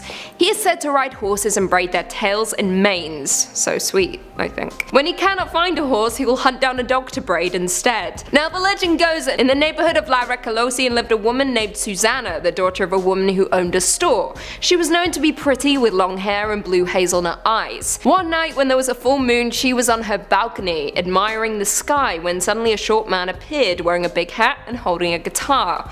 The girl's beauty had amazed him. He sang her a song, however her parents quickly made her come inside. Since that day she had not been able to sleep because she still hears the man with the guitar. She has not been able to eat because when her food is served it is contaminated with soil. Her worried parents took the young girl to a priest in order to rid her of the entity. A few days later, El Sombreron disappeared for good. In at 3, Duende. Duende is a creature from Spanish folklore that has been conceptualized as a mischievous spirit inhabiting a house, often living inside the bedroom walls of young children. They are even known to clip the toenails of unkempt children, often leading to the mistaken removal of an entire toe. Yeah. no fun at all. Now, beliefs about duendes vary from region to region, but some say that they are the souls of infants who died before they could be baptized, whereas others simply portray them as naughty spirits that hide in a person's home and wreak havoc. Duendes became so legendary in Spain that in the 16th century there was even a law that said that anyone who moved into a home only to later realize it was infested with duendes were free to abandon it. Yeah. That's intense. No matter what, most stories about the duendes seem to have a special relationship to children, most likely because parents used them as a tactic to scare their kids into doing things. Otherwise, the duendes were coming to kidnap them or even eat them if you don't clean your room, eat your dinner, bathe, etc. Coming in at number 2, La Llorona. La Llorona, also known as the Weeping Woman or the Crier, is one of the most famous legends not just in Spanish culture but across the world. This lore states that a woman was abandoned by her husband and was left alone to raise her 2 children. The woman was devastated, so she drowned the boys in a river out of grief and rage. As a result, the woman was condemned to wander for all eternity until she finds the bodies of her children, often causing death and misfortune to those near her. Now, according to the legend, in a rural village lived a young woman named Maria. She came from a poor family but was known around her village for her beauty. One day a wealthy nobleman came to the village, who stopped in his tracks when he saw Maria. He proposed to her and she immediately accepted. The two wed and had 2 sons together. However, the husband was always traveling, and when he came home he only paid attention to the children. And as time passed, Maria could tell he was falling out of love with her. She was right, because one day he returned to the village with a younger woman and bid his children farewell. Now this is when Maria drowned her 2 children in blind rage. However, once she realized what she had done, she searched the river for them, but they had already been swept away. Days later, she was found dead on the riverbed, having committed the 2 ultimate sins, murder and suicide. Her spirit now haunts the land of the living and the dead, weeping for her children, earning the name La Llorona. She kidnaps wandering children at night, mistaking them for her own, while begging the heavens for forgiveness, while drowning the children she kidnaps. Folks who have claimed to have seen her say she appears at night by rivers or lakes wearing a white or black gown with a veil, and others say that if you hear the cries of La Llorona, you are marked for death. Spooky. There was also a film, I watched it recently. It was utter trash, so hopefully the legend's creepier. Finally coming in at number 1, El Coco. The Coco, also known as the Cuco, Coca, or Cuca, is a mythical ghost monster equivalent to the boogeyman found in Hispanophone and Lusophone countries. In Spain, Portugal, and Latin America, the legend goes that parents will often invoke the Coco, or Cuca, as a way of discouraging their children from misbehaving. They sing them lullabies or tell frightening rhymes which warn their children of El Coco. If they misbehave or don't obey, El Coco will come and get them, and then eat them. Classic. El Coco is a child eater and a kidnapper. It may devour the child immediately and leave no trace, or it may take the child away to a place of no return. However, it only does that to disobedient children. El Coco is known to lurk on rooftops, on the lookout for misbehaving children. It takes the shape of dark shadows and represents the opposite of a guardian angel, with the El Coco frequently compared to the devil. Now, one of the oldest known rhymes about the Coco originated from the 17th century and went like this, I quote, "Sleep child, sleep now, else Coco comes and will eat you." I mean, straight to the point really, I respect that. Now you could easily draw comparisons between El Coco and the boogeyman. However, unlike the boogeyman, Latino parents use Coco to drive the fear of God into their children. Now another legend has it that El Coco is Francisco Ortega. At the beginning of the 20th century, Ortega was so desperate to find a cure for his tuberculosis that he visited a curandera. He was told to drink the blood of children, so he kidnapped a 7-year-old boy named Bernardo. However, I have my doubts about this, considering the original Coco rhyme predates the Ortega legend. Kicking off with a short one at number 5, we have the Draugen, who is the ghost of a man who died at sea. In one specific iteration, a man fled from a ghost, calling out to the dead to save him. The next day, the cemetery was covered in seaweed and the graves were wide open. Many claim to see the Draugen, huge and covered in seaweed, particularly during storms, where he will skin boats and drown sailors. This dude is no fun at all. I would just say stay away from the ocean, stay away from water culture in general. That is my motto. Coming in at 4, Myling. This is perhaps one of the most disturbing ghost stories, with Myling telling the tale of unwanted or murdered children. Yeah, nothing fun here. Oftentimes the ghosts are referred to as upbird, meaning that which is outside. The ghosts of these children long to be given a proper burial, so they jump on the back of the first person they meet and demand to be taken to a cemetery. In some cases, the Myling drains power from its human ride, and in others, the human is too weak and dies from exertion. The ghost often takes on human form as it gets closer to the burial ground, and is described as a very large spirit. The root of the Myling is believed to be a response to instances of unexplained deaths of children. Yeah, this one is dark. Sure, that makes sense. Coming in at 3, the sacrificial beggar child. This Swedish legend goes that there was a town called Daland that was inflicted by disease that was wiping out a lot of the population and resulting in many residents fleeing. The townspeople were beside themselves until one day a man from Finland came along with advice on how to stop the disease. He told them that only a sacrifice would put an end to the misery, and explained that they would need to bury a living thing in the ground. The villagers were desperate, so they took his advice. They began the process by burying a rooster alive in the ground, but the act failed to produce any results, so instead they decided to bury an entire goat. However, this also failed. Feeling that they had no other options left, they decided the only sacrifice worthy enough to end the disease would be an actual human being. They set their sights on an orphan boy and offered him bread as bait, which he fell for before dropping into a prepared hole. The villagers began to bury the hapless child, who was absolutely terrified and pled with them for mercy, but they continued on. Before long, the deed had been done and the child was left to die. However, some villagers claimed they could hear his cries from beneath the ground, begging for them to release him. Coming in at number 2, the Christmas ghosts. This legend begins with a woman preparing to head to midnight Christmas mass. In order for her and her friend to make it on time, they agreed to wake the other and head out at the same time. Late at night, she thought she heard her friend telling her it was time to leave, so she grabbed some bread that she had baked for later and head out. While en route, she stumbled across 2 witches who wished to murder her on the spot. However, they couldn't harm her because of the cross in her pocket. She didn't think much of it and proceeded to the church, heading quickly inside. As she was sitting, she heard something that utterly terrified her. A voice that told her that she could be killed on the spot, but would be spared because the speaker was her godfather. The voice made it clear that she was in terrible danger. She looked around and quickly realized all of the people gathered in the church were headless. She ran, only to be accosted by a ghostly parishioner, who attempted to grab her by the veil. She escaped, but upon her return she saw the remains of her veil that had been seized by the ghosts, ripped into tiny pieces and distributed amongst the graves that were outside the church. Her mind instantly imagining what could have been if the ghost had grabbed her instead of the veil. And finally, coming in at number 1, Kitta Grau. This legend tells the tale of a very evil woman named Kitta Grau, who was so despicable she apparently knew the devil himself. They were on first name basis, and she was so nasty that even he sometimes feared her.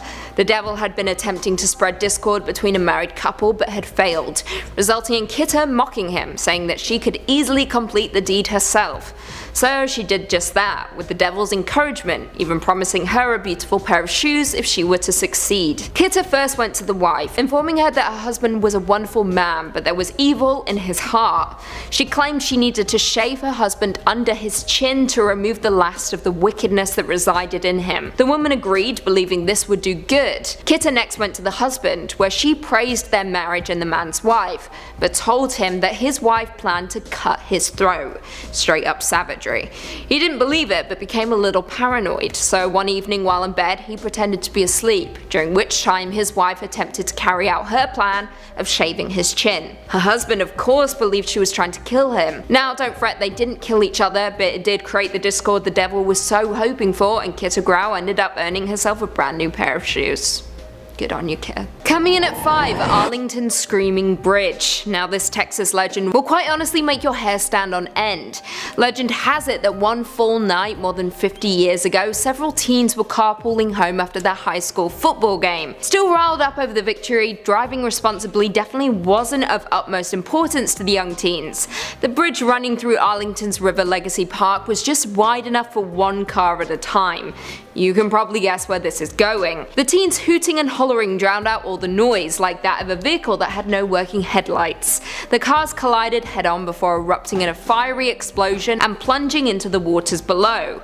Nobody survived. The bridge is now closed to vehicular traffic, with the site only accessed on foot. However, it now has a new name gifted to it by locals, Screaming Bridge, a name which was coined after the first brave souls went exploring along the bridge and experienced events that can only be explained by the supernatural. Legend has it, if you stand on the bridge and gaze into the river below, you'll see a tombstone for each of the deceased with their names, date of birth, and death. Visit at midnight on the anniversary and you'll hear two cars screeching towards each other before colliding. Coming in at 4, the nurse at Bexar County Hospital. If you ever find yourself in Texas, whatever you do not find yourself at the dilapidated Bexar County Hospital, because it is supposedly housing the spirit based on an American serial killer called Janine Jones. Now, the real-life killer is responsible for the deaths of up to 60 infants and children in her care as a licensed vocational nurse during the 1970s and 1980s. In 1994, she was convicted of murder and was sentenced to 99 years in prison with triple credit. Now, the legend of the nurse at Bexar County Hospital is similar treading, with legend stating that a murderous spirit used to wander the halls killing patients in order of their room number, first 201, then 202, 203, 204. It began in one ward where patients all began asking about one particular nurse. However, when the staff checked the security camera, they found the patients speaking to seemingly no one.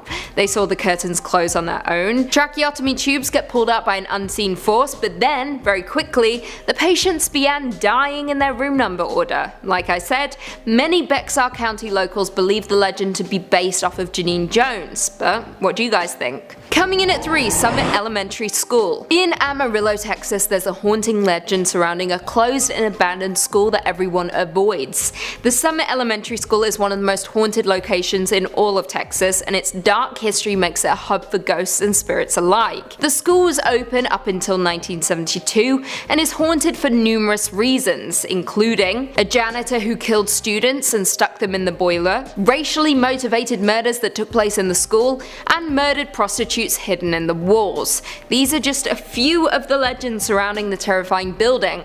Worse still, legend has it that if you're brave enough to visit the abandoned school at night, your car may do strange things. Swings will move by themselves and you might even hear voices coming from the walls. Honestly, this school is beginning to sound like the one from Marianne, which is a French horror series you all need to watch immediately. Do it. The Queen demands it. Coming in at 2, the Candy Lady. Now, this very well might be one of the scariest urban legends I've ever read and may result in a lot of you sleeping with the light on tonight. Sorry in advance.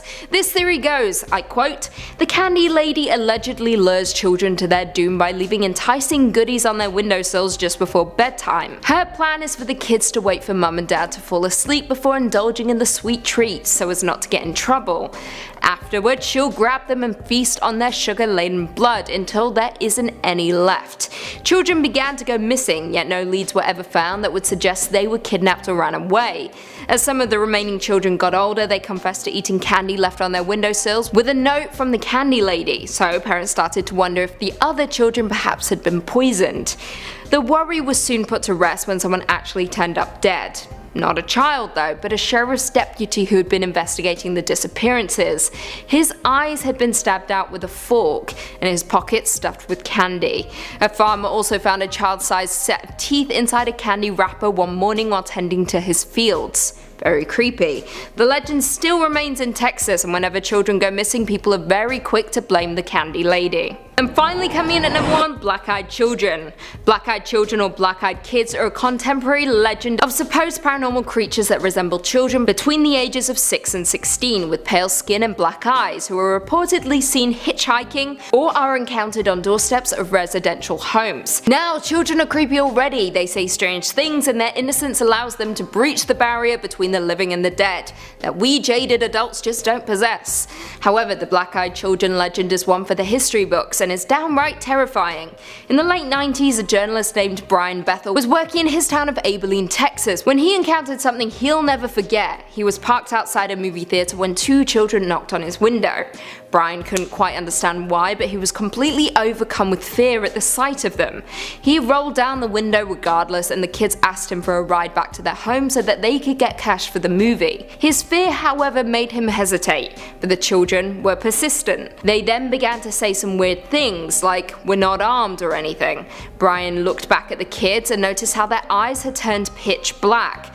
They then began screaming at him that they could only come in the car if he invited them in, so he quickly drove away. He spread the word about the black-eyed children and was surprised when a lot of other people came forward reporting similar experiences. Coming in at number 5, we've got Ogopogo. Let's start with a famous one. Move over Nessie, we've got a Canadian sea cryptid to discuss. If you've ever been to British Columbia, you'll know that there are plenty of mountains and lakes to explore. One of the more well-known ones, both for its picturesque qualities and supposed housing of a monster, is Lake Okanagan. Situated in Kelowna, this lake is famous for its vacation-friendly beaches. But if you head out looking for a relaxing day on the water, you might meet up with a strange beast. Sightings of the Ogopogo date back to 1972, but indigenous legends have been telling tales of the creature for much longer. It's described as a long, slender creature with many humps and a horse head that peeks out of the lake during thunderstorms. Sound familiar? While not nearly as famous, Ogopogo is quite similar to Nessie when you get down to it. Both are aquatic, hard to find, and attract all sorts of cryptid hunters. All sorts of folks have claimed to see Ogopogo swimming around, popping its head out of the water from time to time. Photos and videos are common, but none are really verifiable or convincing.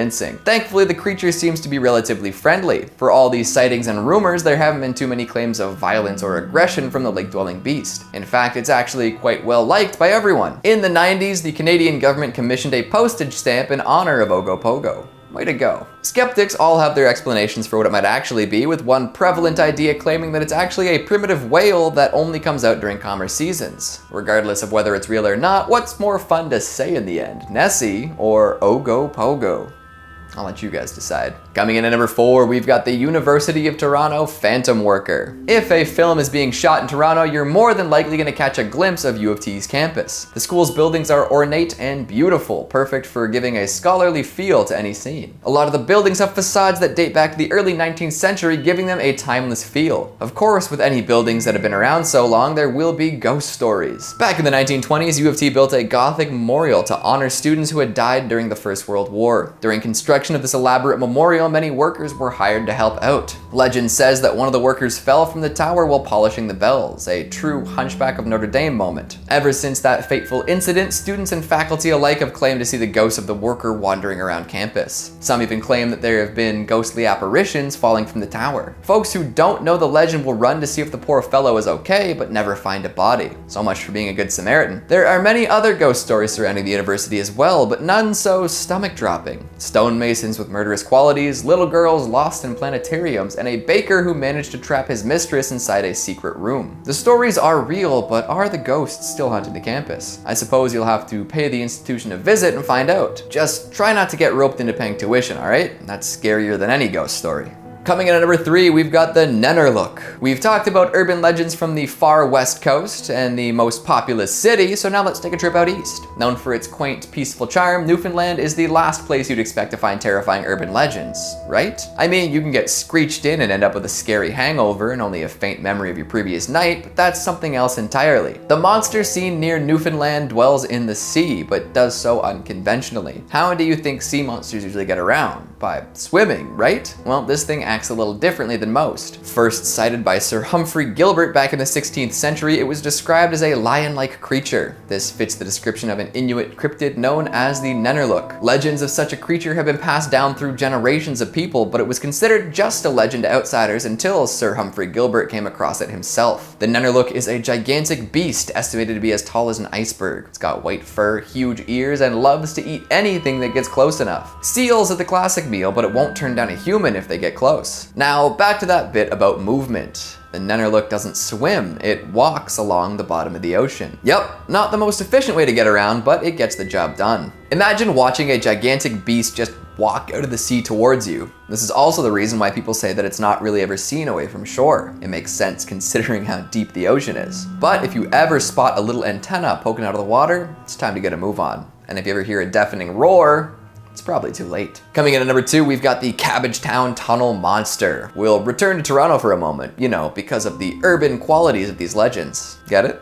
Well, every tunnel system has its fair share of legends, and the Cabbagetown Tunnel is no exception. I'm surprised nobody's gone back and tried to get footage of this strange creature. Back in the 70s, a kitten ran away from home. While searching for his lost feline, a man came across a tunnel in Cabbagetown. Thinking that the kitten might have run in here to hide, he descended down into the abyss. Scanning the darkness for any sign of the little animal, he noticed some motion off to the side. Thinking it might be what he was looking for, the man pointed his flashlight at the movement and saw something he was definitely not expecting, neither cute nor cuddly. He claims to have seen a monkey-like creature with glowing orange eyes standing at half the height of a man covered in gray fur. If that horrible sight wasn't enough, listen to this. The man froze up and kept his light trained on the monster. The monster didn't like this much and told the man in an awful, trembling voice, "Go away.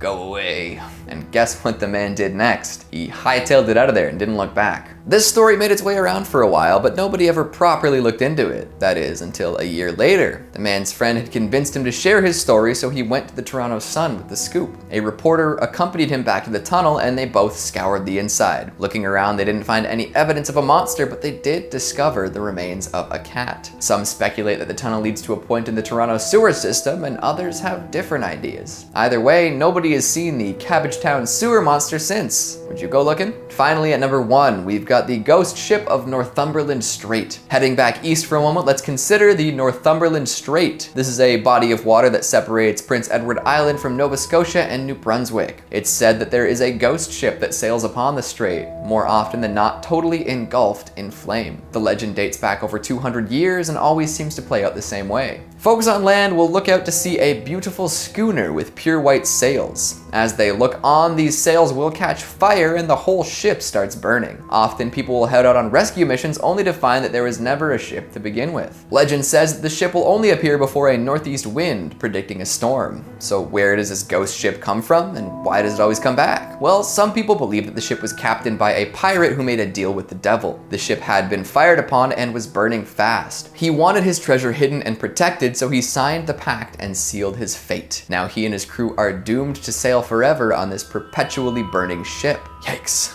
Now, skeptics will tell you that the ghost ship is simply a mirage, but if that were the case, then how do they explain the flames? How very Canadian, eh? In at number 5, we have the Beast of Hackney Marshes. This legend dates back to 1981 when 4 kids were crossing the marshes on a winter's morning. It is said that they happened upon, I quote, a giant, great, growling, hairy thing. Naturally, people began to assume that this was some kind of hideous monster. It remained a legend going forward, but wasn't spotted again until 2012 when it was captured on camera. Helen Murray, a university student, was out for a stroll near the dense woodland area when she said she was stopped in her tracks by an unknown animal, which she stated was larger than a person and covered in shaggy black fur. I quote, "I tried to stay calm as I wasn't sure what kind of animal it was or if it was even alive. I had my phone ready to call 999, then the creature moved. Somehow I managed to take a couple of pictures before I ran. I managed to get away but was scared half to death." Now, she didn't contact the police because she feared they wouldn't believe her. However, the story certainly revived memories of the unexplained sighting that occurred in 81. Officers have stated that they believe neither of these sightings were hoaxes and that 2 bear carcasses had previously been found nearby in the River Lee, and to this day it remains a mystery how they even got there. So, were the bears killed by this creature? Were the bears the creature?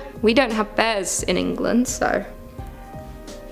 Stumped. In at number 4, the Killer Pool in Epping Forest. Epping Forest is a 2,400 hectare area of ancient woodland between Epping in Essex and Forest Gate in Greater London. Over 100 lakes and ponds are found in the forest. However, there is only one that is referred to as the Killer or Suicide Pool. This legend grew rapidly in popularity after Irish author Elliot O'Donnell wrote about it in his book Haunted Britain, stating that there is a pool in Epping Forest that is home to unearthly presences, some miserable and some evil evil. Now there is one story about the pool that goes as follows. Around 300 years ago, a couple engaged in a forbidden relationship, meeting secretly at the pond in the forest. However, the girl's father found out about the relationship and in a fit of anger he killed her at the pool. After learning about his girlfriend's death, the lover committed suicide at the very same spot. Following these tragic events, no birds were heard and no animals were ever seen in that area again. The water also became dank, and not dank in a good way, bad dank. On top of that, it is said that people with no inclination went on to commit suicide there, including a woman in 1887 and a young servant, Emma Morgan, who killed herself and her child. Jumping forward to 1959, a competition in a magazine was held to find the exact location of the pool. One writer claimed to know but refused to reveal the details, stating that the place was evil beyond measure. I quote,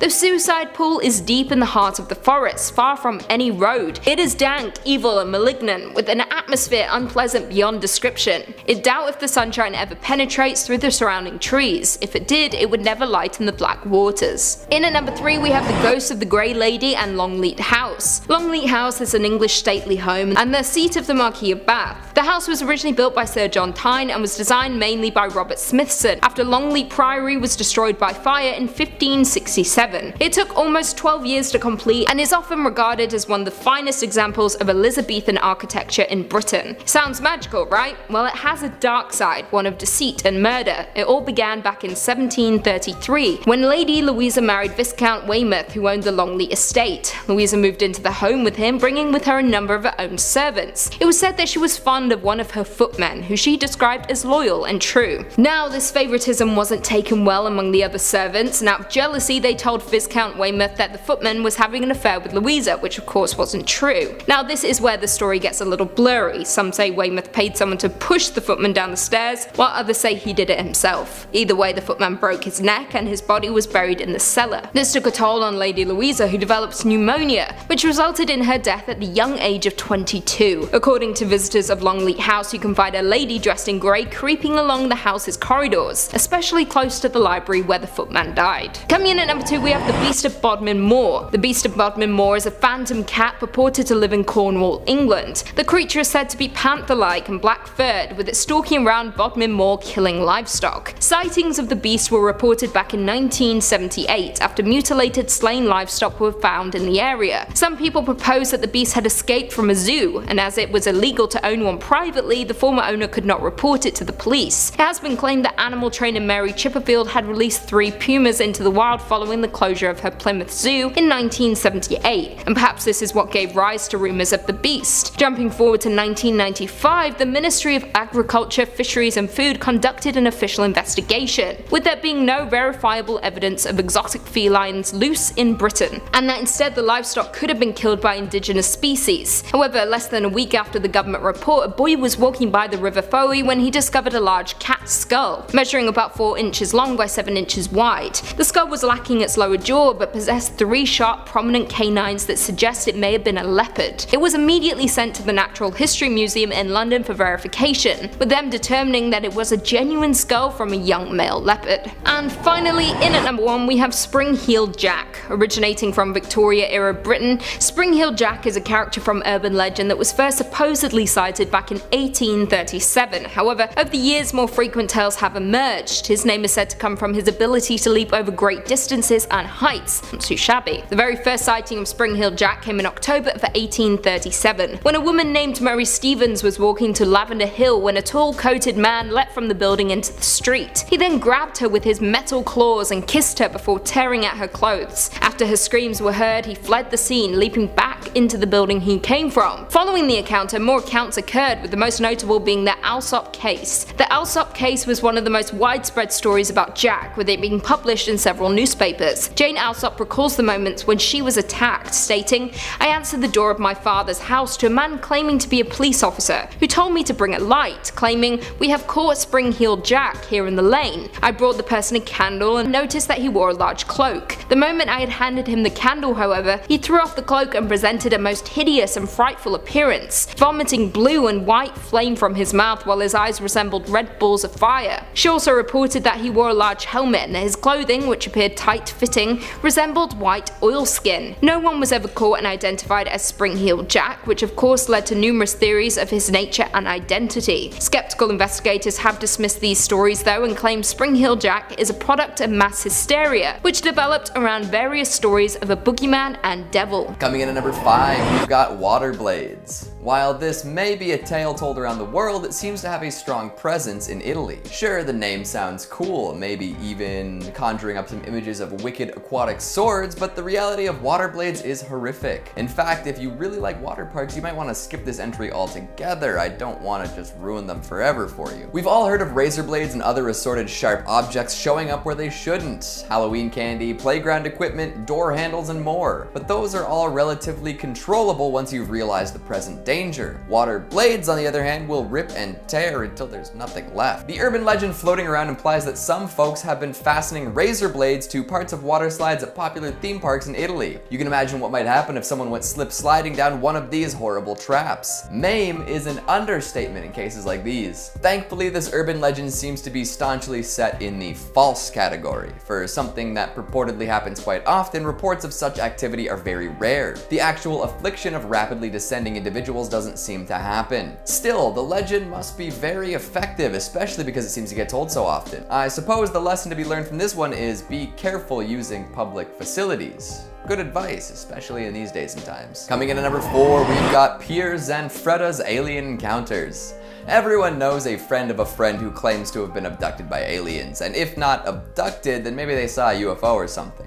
But this Italian security guard has a claim to fame so out there it might as well be in outer space. He says that he was abducted by aliens 5 times over the course of 3 years. All abductions happened in Genoa, all apparently while he was still working the night shift. Skeptics, as skeptics do, dismiss these claims, but apparently he's given details of each abduction while under the influence of truth serum. Pretty astronomical, don't you think? The very first abduction occurred late one night. Zanfretta was patrolling and saw what appeared to be 4 lights. After seeing this, the engine, lights, and radio went out in his patrol car. Thinking, as most security guards should, that there might be thieves about, he ran over to investigate. He did not discover a group of miscreants though. No, he found himself face to face with some extraterrestrial life. A UFO was floating above and he was abducted by these outer space dwelling individuals. While approaching the so-called scene of the crime, Zanfretta was grabbed from behind. When he turned around, he saw a creature he could only describe as an enormous, green, ugly, and frightful creature with undulating skin, as though he were very fat or dressed in a loose gray tunic, no less than 10 feet tall. This, of course, was only the beginning of Zanfretta's galactic incidents. He's run into interplanetary assailants again and again, sometimes even when he had backup. Following some encounters, special investigators were called in. They discovered distinct markings on the ground that didn't seem of human origin, but nobody but Zanfretta has laid eyes on the creatures themselves. His claims have intensified the belief of an alien presence near Genoa and has made a bit of a celebrity out of the now elderly security guard. His last abduction took place in 1980 while he was under close observation. These days, he claims that the aliens contact him directly, communicating with questionable motivation. So if you're at all interested in close encounters with the third kind, Genoa might be the place to be. Coming in at number 3, we've got the Mazzarol. Speaking of non-human entities, let's take a quick trip to the mountains. The Italian Dolomites, to be specific. No relation to the comedian turned movie star recently played by Eddie Murphy. This mountain range sits stoutly in northeastern Italy and is full of legends and secrets. Plenty of cryptids and creatures are said to roam these mysterious mountains, from fairies to wizards and witches to mythical royalty. But the creature that piques my interest the most is the Mazzarol. In the valleys of Belluno province, this myth is still well known and widespread. This tiny, playful creature resembles a gnome, so make sure you tag your friends and let them know they've been gnomed. Whew.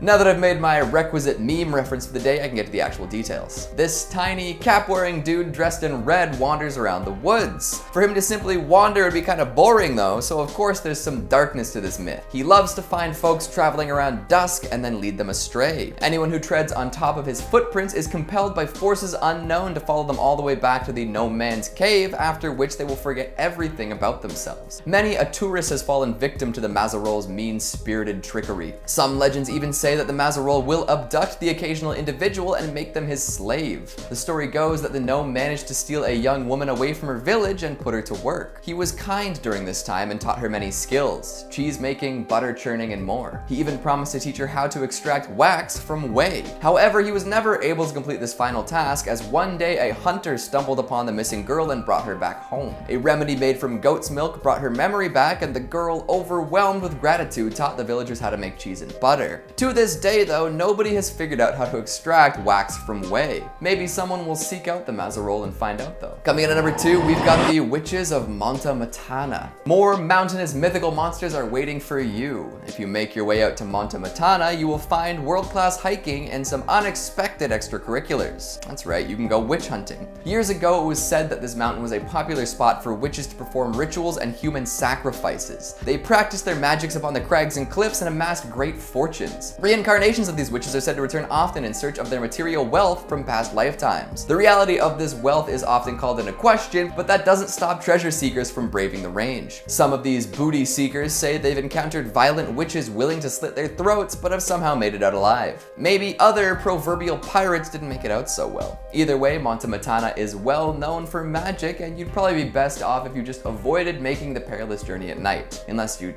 like to run into some witches, and in that case I'll reserve judgment. And finally, at number 1, we've got Poveglia Island. This tiny island about a half-mile from Venice has been shut off from the public for years. Some call it the Plague Island. Why? Well, I'll get to explaining. In the late 18th and early 19th centuries, this fortified island was used as a quarantine station. Over 160,000 infected folks were brought here to live out their last painful days away from the healthier portion of the population. Many mass graves have been discovered nearby over the years, proving how unfortunate anyone who paid Poveglia a visit really was. Napoleon stored weapons on this island as well, and when it was discovered, many small battles were waged. This, of course, added to the island's body count. Even later on, a mental hospital was built on the island. Legends say that one of the doctors in charge would treat his patients horribly, often torturing them and tossing them from the bell tower. With all these horrifying historic events taking place on the island, it's no wonder that folks think it's haunted. In fact, there's absolutely zero public access to this island. The folks in charge have deemed it too dangerous to visit. Venturing out to Poveglia is literally illegal. What could they be hiding out there? The wild and wicked history makes folks think that there might be something sinister waiting in the sandy shadows. Anyone else craving pizza all of a sudden? Maybe pasta in parm? Or am I the only one who gets hungry after talking about ghosts? Is that weird? Anyways, what did you guys think of the video? Were you familiar with the Italian urban legends I selected? What's your favorite urban legend from Italy? Do you think that regional tales are more interesting than the ones that could happen anywhere? Make sure you let me know down in the comments. Starting us off at number 5, we've got the Pied Piper. We all know the legend of the Pied Piper at this point. This legend slash fairy tale dates way back and has different regional variations. Some say that the flautist drew snakes away from a town, others say it was rats. In various versions of the stories, Mr. Pied Piper can be portrayed as generous, greedy, benevolent, or evil. It's all up to the storyteller. However, in Transylvania's version, he was a terrifying hypnotist. See, at some point, there was an abundance of rats in a small German town. The townsfolk didn't know what to do until the Pied Piper showed up. Using his bewitching tunes, he paraded the rats out of town, never to return. He came back to the village expecting to be lauded as a hero and paid a sum of money, and neither of these things happened. He did his very best to convince the townsfolk that his services were worth their weight in gold, but they never did pay him. This made him quite upset. Leaving the town, he came up with a horrible revenge scheme. The next week, he returned, musical instrument in hand. This time, the goal was not rats or other pests. No, he wanted to lure away the town's children. And so he did, playing a new, hypnotizing song that tugged at the hearts and minds of all the kids around. He once again paraded out of town, but this time with their future in tow. By the time all the adults realized what had happened, it was too late. What did the Pied Piper do with these children? Well, there are different theories. A particularly grim idea is that he led them all right off a cliff, like human lemmings.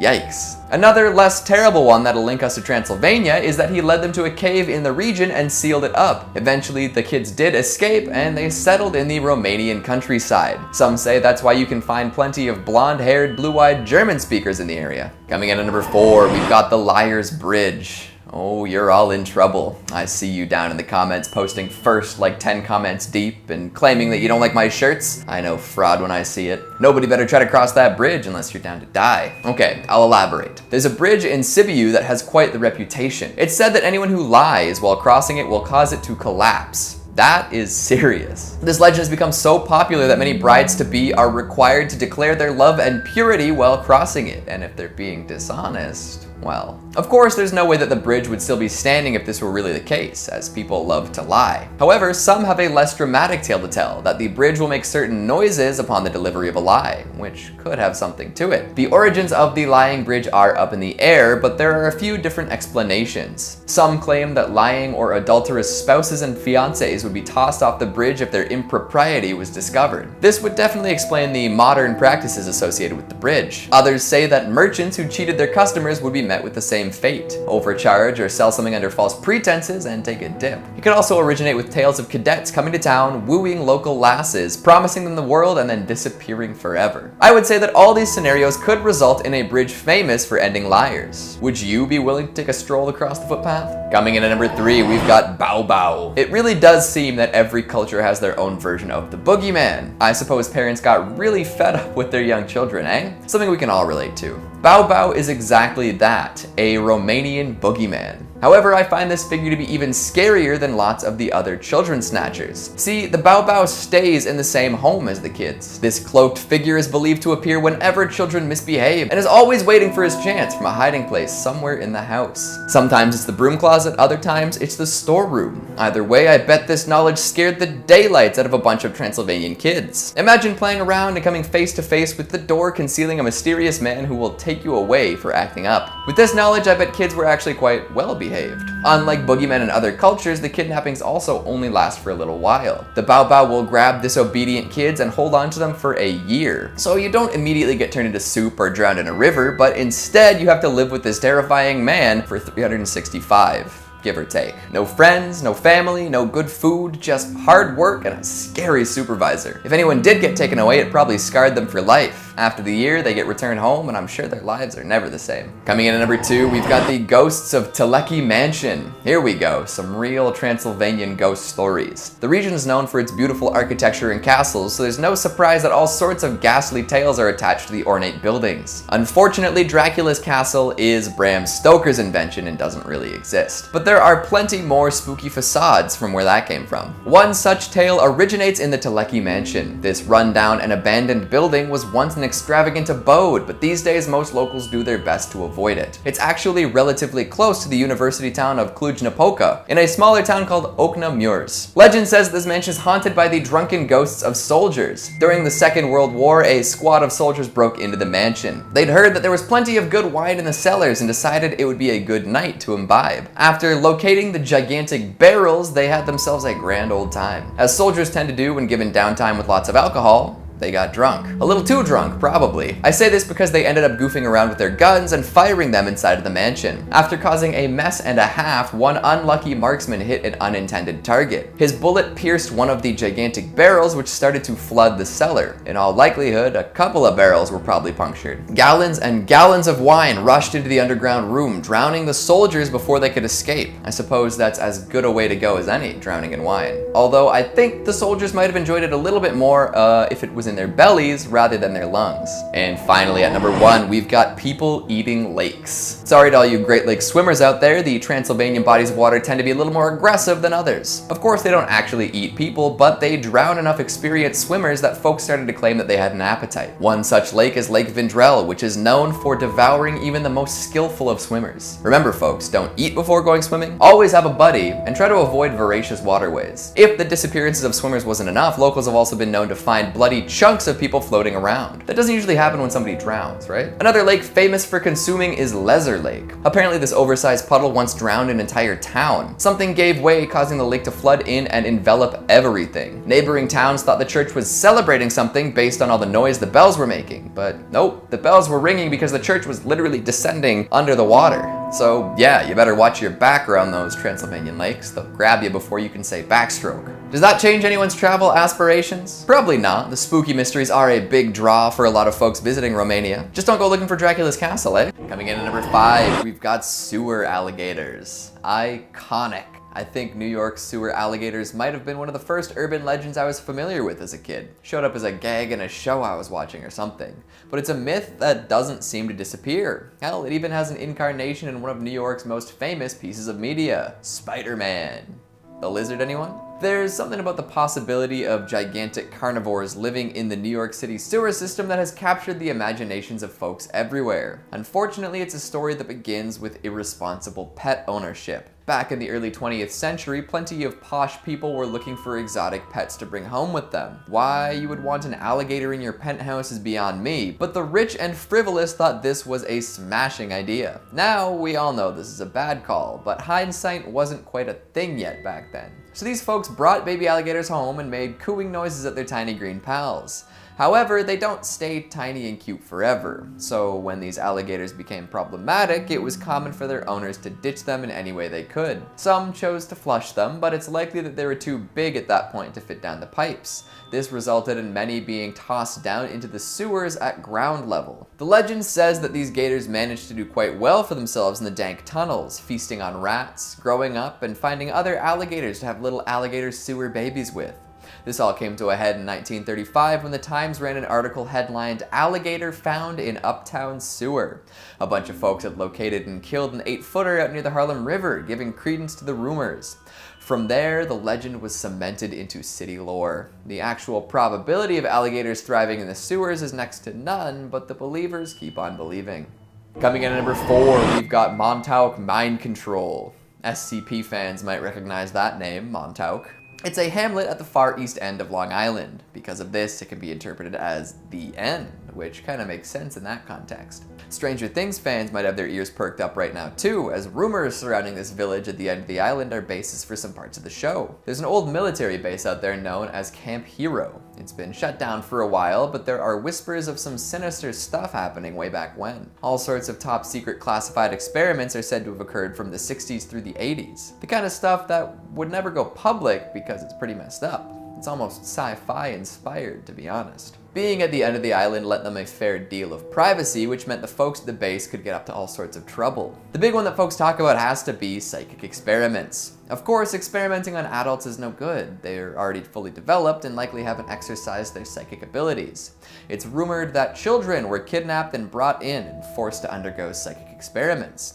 They were put through all sorts of extreme tests and trials to see if they could unlock their hidden potential. Was it to create a new type of human weapon? Could it have been for the sake of espionage? Did anything really come of it? It really does smack of Stranger Things, doesn't it? An electrical engineer that claims to have worked at the site says they had alien technology there, which allowed them to turn kids into psychic warriors, which is a lot to claim, especially as it opens up the possibility of alien contact. These days, you can visit Camp Hero yourself whenever you want, as it's been converted into a state park. So maybe go and see if you can sense anything, or maybe even find some alien relics. Coming in at number 3, we've got the Empire State Bermuda Triangle. You're all familiar with the actual Bermuda Triangle, right? You know, the mystical portion of ocean between Miami, San Juan, and Bermuda that supposedly disappears ships, planes, and anything else that passes through? Well, apparently there's a spot like that in New York, sort of. If you ask around long enough, you might hear the tale of the Midtown Bermuda Triangle. In 2008, folks started noticing something odd. All sorts of cars would die for seemingly no reason and refuse to start back up again. It happened so often that people started looking for reasons why. Someone made the observation that all of these shutdowns seemed to be happening within 5 blocks of the Empire State Building. Mechanics got used to driving out, towing the dead cars a few blocks, and having them work perfectly once again. There are all sorts of theories as to why this happens, but the prevailing idea is that radio signals coming from the Empire State Building's broadcast tower were causing some sort of interference. Maybe they were inadvertently screwing with car alarm systems, stopping them from starting. However, this problem seems to have solved itself without anyone really addressing what was going on. So, was there a mysterious dead zone around the Empire State Building, or were folks just reading too far into their car troubles? Coming in at number 2, we've got mole people. We started with some underground reptiles, now let's get to some mammals. Humanoid mammals. Deep below the city, among the many subway tunnels and sewer systems, lives a city of people not accustomed to sunlight. Mole people. Well, probably not actual mole people, it's just a nickname they all got for living underground. In all likelihood, there are plenty of people living under New York. There are over 700 miles of subway tracks, plenty of which are closed off. So there's lots of space to set up a subterranean life. Rumors of these people living below the surface date back to the 1800s when the subway was first being built. The city had done its best to prevent people from settling in under there, but that's much easier said than done. Often subway construction gets delayed when workers come face to face with some of the tunnel dwellers. If someone was trying to run a train through your house, you'd be unwilling to move too. And finally, at number 1, we've got Cropsey. Oh, now this one is spooky. A legend among Staten Island youth, Cropsey is a figure shrouded in mystery. Some say that he was a respected member of the community that went mad after his son died. Others claim that he was admitted into a mental institution, became a janitor, and then started to kill. The origin story changes from person to person, but his actions do not. Cropsey kidnaps and kills children. He's the Staten Island boogeyman. Summer camps and island tours galore love to scare the daylights out of folks by telling them the tale of the killer on the loose. There's even a slasher movie from the 80s that features a Cropsey character. It's called The Burning. But get this, the legend might actually be true. Sure, he's not around anymore, but it turns out there really was a mad janitor who kidnapped and killed children. Andre Rand worked at Willowbrook, a now defunct mental institution on the island. In 1987, Rand was convicted of kidnapping and murder and racked up more charges later on. Did he inspire the legend, or was he inspired by it? We may never know. Rand is currently serving 2 sentences of 25 to life, but it's doubtful he's getting out. There's a fascinating and freaky documentary about the story of Cropsey that came out in 2009 that investigates the events surrounding the legend. Right on. The concrete jungle seems a little more cursed than before, doesn't it? Rent prices aren't the only scary thing out there.